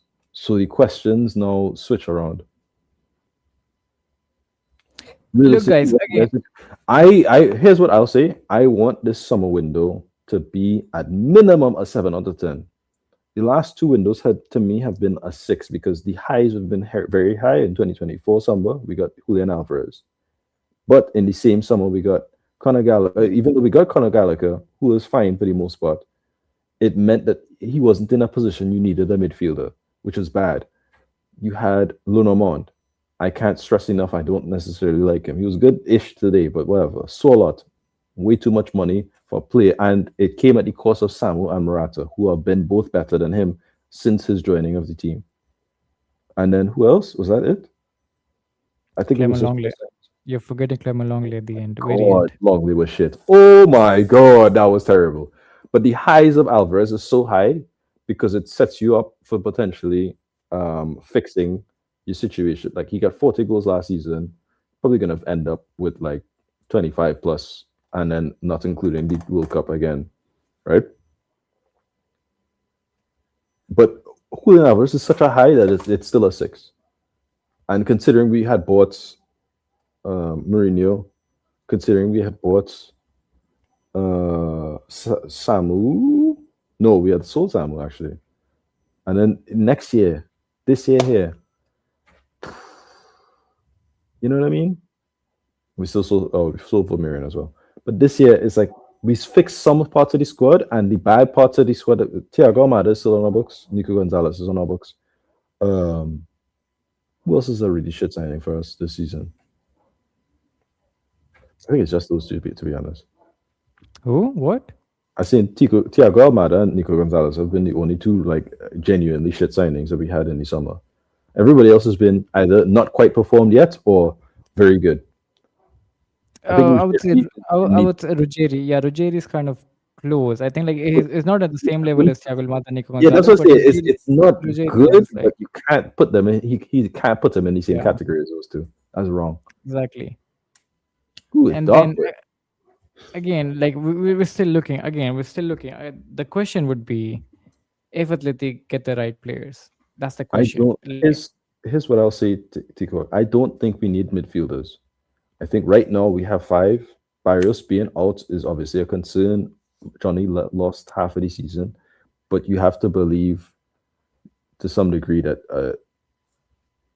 Do you believe in Obed and Mendoza taking a leap in level in the summer? Do you believe that Barrios has less injury issues? Do you believe that Johnny has less injury issues? If you don't, then you go into the summer. But to buy somebody a midfielder. But I think you have to focus on that back line because if something happens to Hanko or Pubil, you can't be then left with Longley, right? That can't be your next level because Longley gave away 2 goals in a Champions League quarterfinal. That's really shit. That's Longley is gone. Longley is leaving. I'm for saying, sure. I know, Longley is gone, yes, but I'm trying to tell you, this is not a minor issue. I like Molina and I like what he's shown in the most recent months, but we've seen him over a long period of time, and we know that his limitations mean that he can't necessarily stay in the squad. I really agree, Yanako. Like like we can't spend another year buying mediocre player for 20 millions and then expect like Atleti to compete for all the 3 competitions. 20 million too. So if you're spending 20 million, make sure these 20 million makes sense.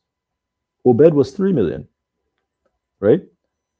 I think it's fine if these are substitute players and if they're trying to the gap between the first team and the second team is good. You have to spend a little bit more money on the 9, right? Solot has to go. You spend more money on that 9 to make him good. Spend a little more money on the Griezmann situation. Spend a little bit more money on the left back because those 3 positions are very important. But we still need centre backs, and we still need a winger to give Juliano some rest. That's a lot of money, right? Schooling will leave Argentina perfect fellas. Argentina really, I see. What? Oh, you mean Scoloni to Atletico? No. National team managers don't really translate to first team, we call it club football. They very rarely do, if ever. In fact, I don't think they ever have. Have you seen a really good national team manager also become a really good club coach? Doesn't exist. It can be the other way around sometimes, but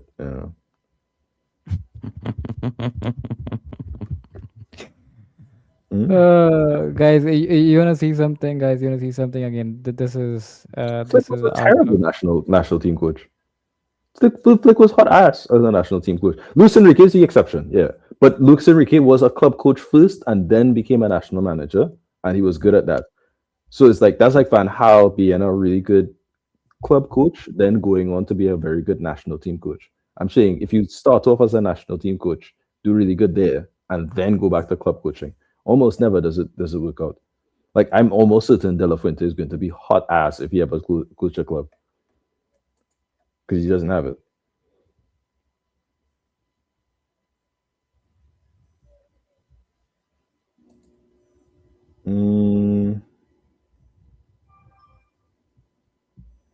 Guys, you wanna see? Guys, you wanna see something?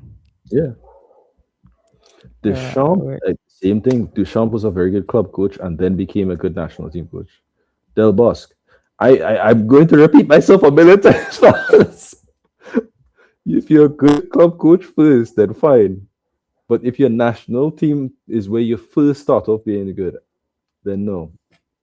Like Del Bosque has a very long career, you know. Like he was a Real Madrid coach. Then he coached Spain. Guys, hang on. Check this out. Oh, let me put on the lights.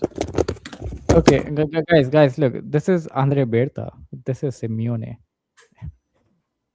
So Andre Berta, obviously, like like Atleti, like he used to do this. So Simeone saw him doing this gesture, and look at Simeone right now.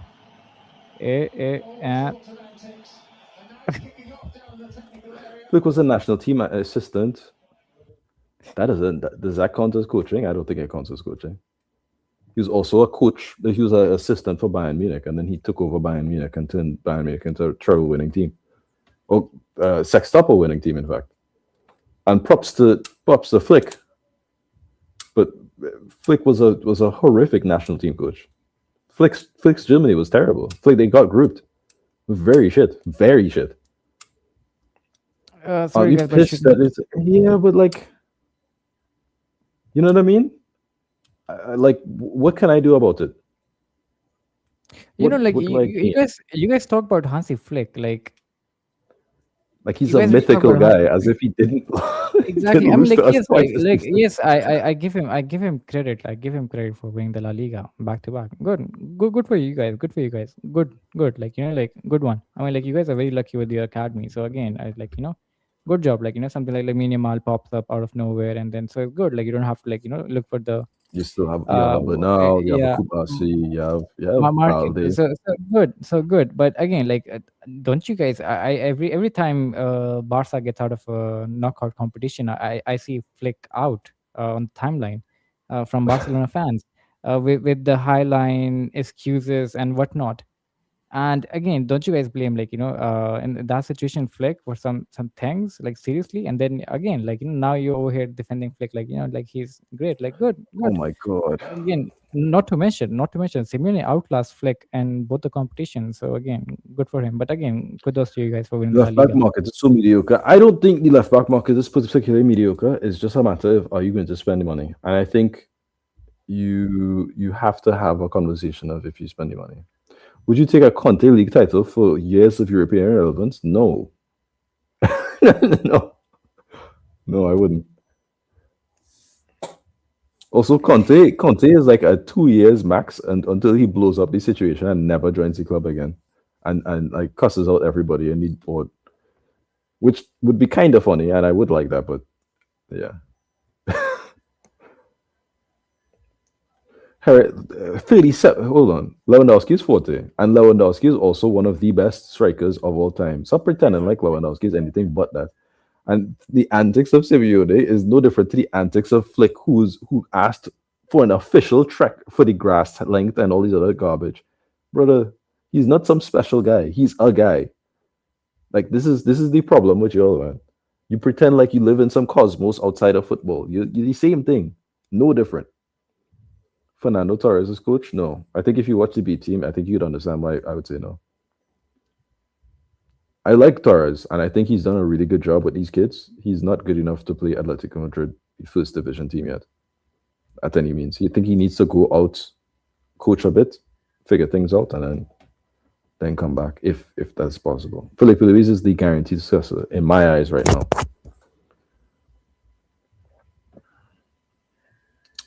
I like Xavi a lot more in retrospect than I did at the time. I think he had a lot of respect for the team's defensive element of the game.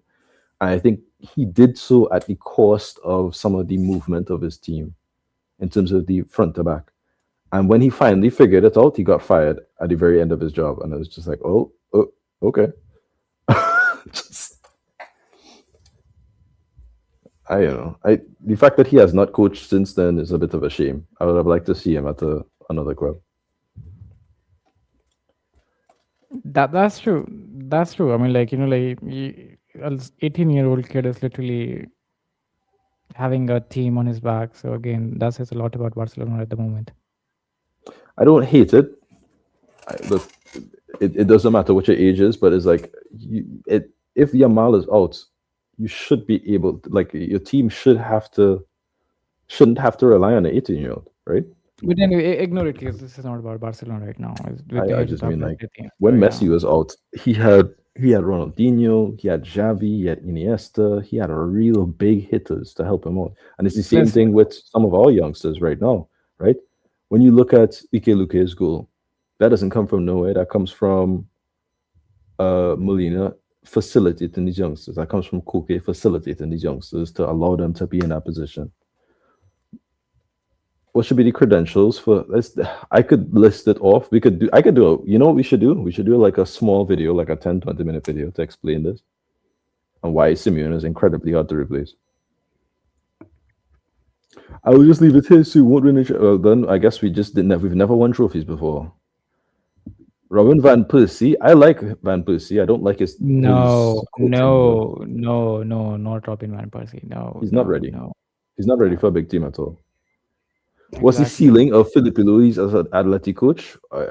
We'd find out when he joins, I guess.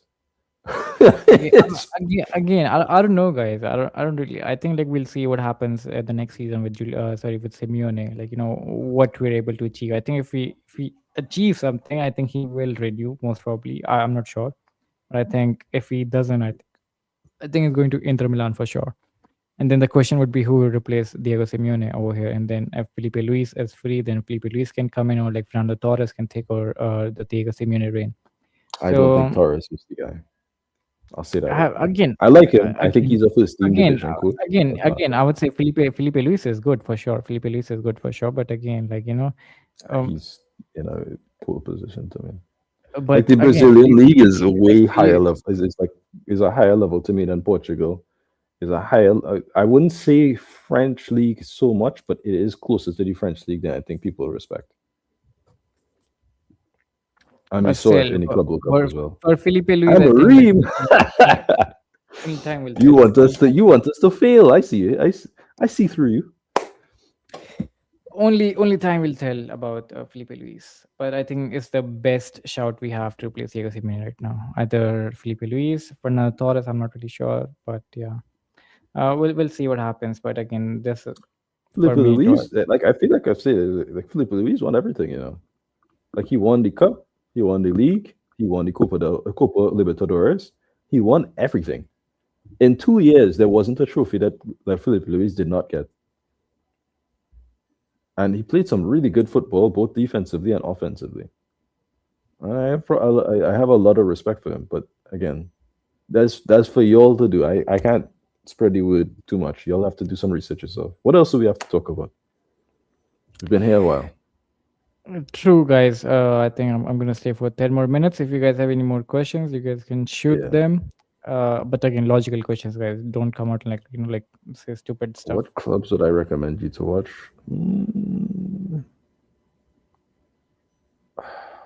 Probably Botafogo and maybe Palmeiras. Flamengo is not in the best place, but I've watched a few Flamengo games this season as well. That's my recommendation. Again, like if you wanna be, And I'm Cruzeiro. gonna tell you. Again, I'm gonna tell you. Look, again, the season is over. You have time. Go watch the Club World Cup, which we had in the summer last time around. You can watch You the can watch Brazilian it. You team. can watch the Brasileiro right now. It's still a good league. No, Yeah, I'm just saying, like for the reference, like you need like how Yeah. Brazilian teams play against European teams, and go watch the Club World Cup. You'll get the Look, reference. Flamengo was a real hot squad team in the Club World Cup. So Even Botafogo defeated PSG. I mean, we had to like fight for 3 goals to go to the next round. you know what I mean. So I think you have to respect a little bit the Brazilian league in general. This guy Pierre Sage has been very impressive at Lyon and at Lyon with very small budget and being in a title race with PSG almost until. I don't think, tactically speaking, he has been as good as you see he is, because I've been watching Lons and I've watched him with Leon briefly before. This is mostly because Florian Thauvin has been that good. Not so much tactically, yeah, he's doing something crazy. It's more so you have a star player who's doing something crazy. I have a really okay. Seriously, like I don't think it's nuts, but it is the best. I have a counter question for this. In both the legs, Will and Hansko in the defense. To be honest, I didn't see any much difference between Arsenal defense and Atleti defense. I think we were toe-to-toe in defense. I think the only difference is the left back. He's right. There you go. So the only difference was, again, the centre backs. Again, I think both the clubs had. I think there was no difference at all. The left back of Arsenal, they have Hincapi and Calafiori. Both of them can play very good football. We have like the third, fourth version of Italian fullback right now with Matteo Ruggeri. Like the third or fourth not even third or fourth, like Calafiori, there's Di Marco, there is who else is there? Even Cambiaso can put up there, and then you have. Well, Cambiaso is more of like he is a two-sided fullback. He's not really a left back or a right back. You play him No, wherever it I'm makes sense. just saying. I'm just saying. But I I'm know just saying. he's not like Ruggieri I'm is just saying. not a starter for True. You Italy. you And even have regardless of even them have being knocked out, Ruggieri wasn't going to change that game. exactly, and there was Spinazzola as well. Spinazzola is there as well. So if you tell me like like he's like the fourth, fifth choice in the Italian national team, that says a lot about your fullback, and that's your like starting fullback. So again, that says a lot. Compare this to how Obed, who basically didn't have a look in on the Mexican team, joined Atletico, plays well, and then Javier Aguirre says, "All right, I'll call you up." Right? Like you give when players perform at Atletico, we give them a chance to play the national team. If you perform and you're still not going to the national team, maybe you're not good enough, and we have to reconsider these things. Cambiaso was good last season, not this season though. Molero, I would say this is the same as Orlot. Again, like like he like at the main moment, like he won't turn up. Like rest of the time, like he will turn up. At the main moment, he won't turn up. The main matches where like where you need the person to perform, he won't turn up. And then again, you're gonna live. So let me. I feel almost insulted when people ask the question, "Are you 100% sure Alvarez isn't leaving if Atleti doesn't get 100 million plus offer?" How much money do you think is in the transfer market right now? Anderson from Nottingham Forest is about to go for about 100 million. Julián Álvarez is not going for 100 million. He's going for a lot more than that.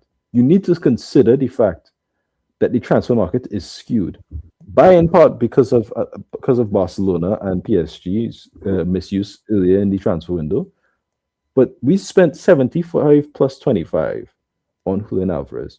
100 million is barely a profit. And he has been better than when he was at Man City. Objectively, he has. 10 goals and 5 assists in the Champions League. Right?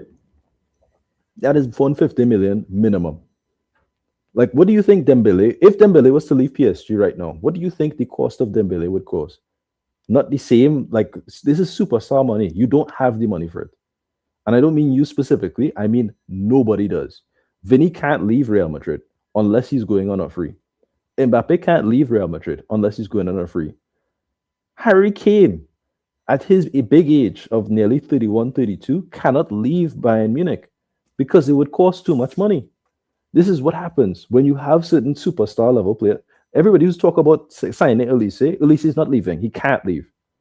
Even if he asks to leave, he can't leave because nobody has the money for it. Don't ask about Julián Álvarez. He is not leaving. Don't ask about anybody of that caliber. It's not relevant. Dembele is 28. He's not old, and he won the Ballon d'Or, and he's potentially going to a Champions League final in tomorrow. He can't leave for 70 million. Be for real. Like he's got over 50 goals and assists in a false nine. Come on, fellas. Guys, last question from me. What to change? Player, style, coach. I think Players. again, like I would. Style is not something that we want. If you look at it, style causes too much issues. It usually does not allow you to immediately change your level like that. The reason why Flick was such an easy switch for Barcelona is because he was a similar enough style to Xavi that it made sense for them to do. Even though it seems a little hostile, if you switch from a Simeone to a, let's say, a Conte, there's not a drastic change. You go to a back three, but we played in back threes more times, right? But if you go from a Simeone to a De Zerbi, that's a drastic change. That's a big change. That's not a small change, and it does affect your season. It does affect your players. It's the same thing with even or Pep Guardiola or Klopp. Those are not small changes, and it does affect players. And it does it. Some players who would be insane here are not good in another system. So you can't change style like that.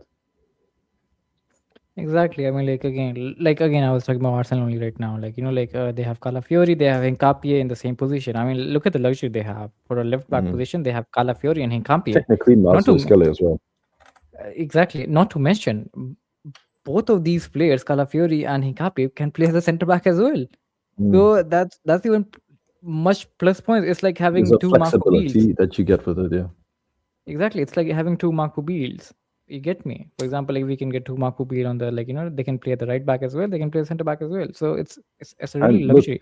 it didn't. It is a luxury for them. It didn't come cheap, but it's a luxury. Calafiori costed them 50 million. Hincapi costed them around the same price, I think, 50, 60. 55. There you go. And then again, so both the players are of like 100 million, and one of them is Allegri? again. Are you insane? Allegri in 2026? No. Again, back to my thing. I think Arsenal is also going. I like Allegri though as a coach. I think again back to my point. Like, you know, I think Arsenal is also building a team for two different competitions. Like they have Calafiori for the league and stuff. Then they have Hincapi for the cup competitions, and then the centre back partnership remain the same. And then the right back they have Ben White and Julián Timber. Again, they have two good options over there, and they have Mosquera as well. Sitting over there. They have Marcel Skelly. They have Subimendi. They have. I will say this: Declan Rice. their front line talent is lacking. There's Saka, and there's basically nobody else. And Saka has been very poor this season. He had a good game today, but they have I wouldn't players, even like, say like who would you say is the Saka. man of the match for Arsenal this season? It's this game. I wouldn't say Saka. It'd probably be the question would probably be between maybe Declan Rice, maybe Gyökeres. And it's like No. For me, it has to be defenders. It's up to no, but that's my point. It can't be Saka, despite the fact Saka scored a goal, and yet I still can't say Saka is the main guy for Arsenal. Who among those attackers are particularly good? And you compare this to the other three semi-finalists. This isn't to be disrespectful to Arsenal. I have a lot of respect for them, but I think this is easily their weakest area. Their midfield is strong, their defense is strong, but the attack. You can't compare that to PSG. PSG have like 6 players who could be starting or they're on the bench, and you don't know. Bayern, their starting 3 is insane, and they still have Leonard Carl, who is going to eventually become potentially a big hitter. You still have Musiala. You still have these other players who can do something for you. You know, Forbes. I like him. I don't know. He's not a very good finisher. That's what I'll say. Very, very good winger, and he's two-sided. I'll write it down. I'll write down Carlos Forbes. Let's say that. Anyway, guys. Yeah, it's about that time. Look, we've been here for a while.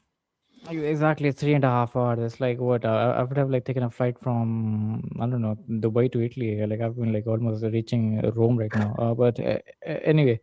Guys, we'll see you guys soon for the review of this game, which we will drop tomorrow. The review of this game, I think we've covered most of the things, but I think we will talk in detail about the game and what needs to change. Obviously, about Atleti, and then the season is over for Atleti for sure. And then I don't know, do you want to do the watch along for tomorrow's game? I'm not really in the mood, to be honest. If you're not in the mood, then we won't. But if you feel to, we could do it. And then that's it. I think again, guys, and after this there won't be any previews and reviews. It'll be just live for the rest of the league matches, post-match live as we usually do. And then tomorrow we might go for a watch along, and then we probably do a watch along for El Clasico as well on the weekend, which again, and then after that I think I don't like that at all. Koke just said when asked about the future, I'll speak when the time comes. I don't want to hear that. I don't want to hear that at all. Leave it. But anyway, we'll do a watch along for the El Clasico, and then we'll do a watch along for the Champions League final, and then we'll do post-match lives right now for every La Liga match, which is remaining. I think it's 4 matches, and that's it. And then we will also prepare ourselves for the next season as well. There are new ideas, like for the channel and everything. And obviously, we will cover the World Cup as well. We will cover the World Cup only for Atleti players, by the way. That's it. And then, that's it. Pretty much that's it. Anyway, guys, thank you so much for joining us. And then again, if there's any Arsenal fan watching the stream right now, congratulations to you guys. And until then, Atleti. Ciao, ciao.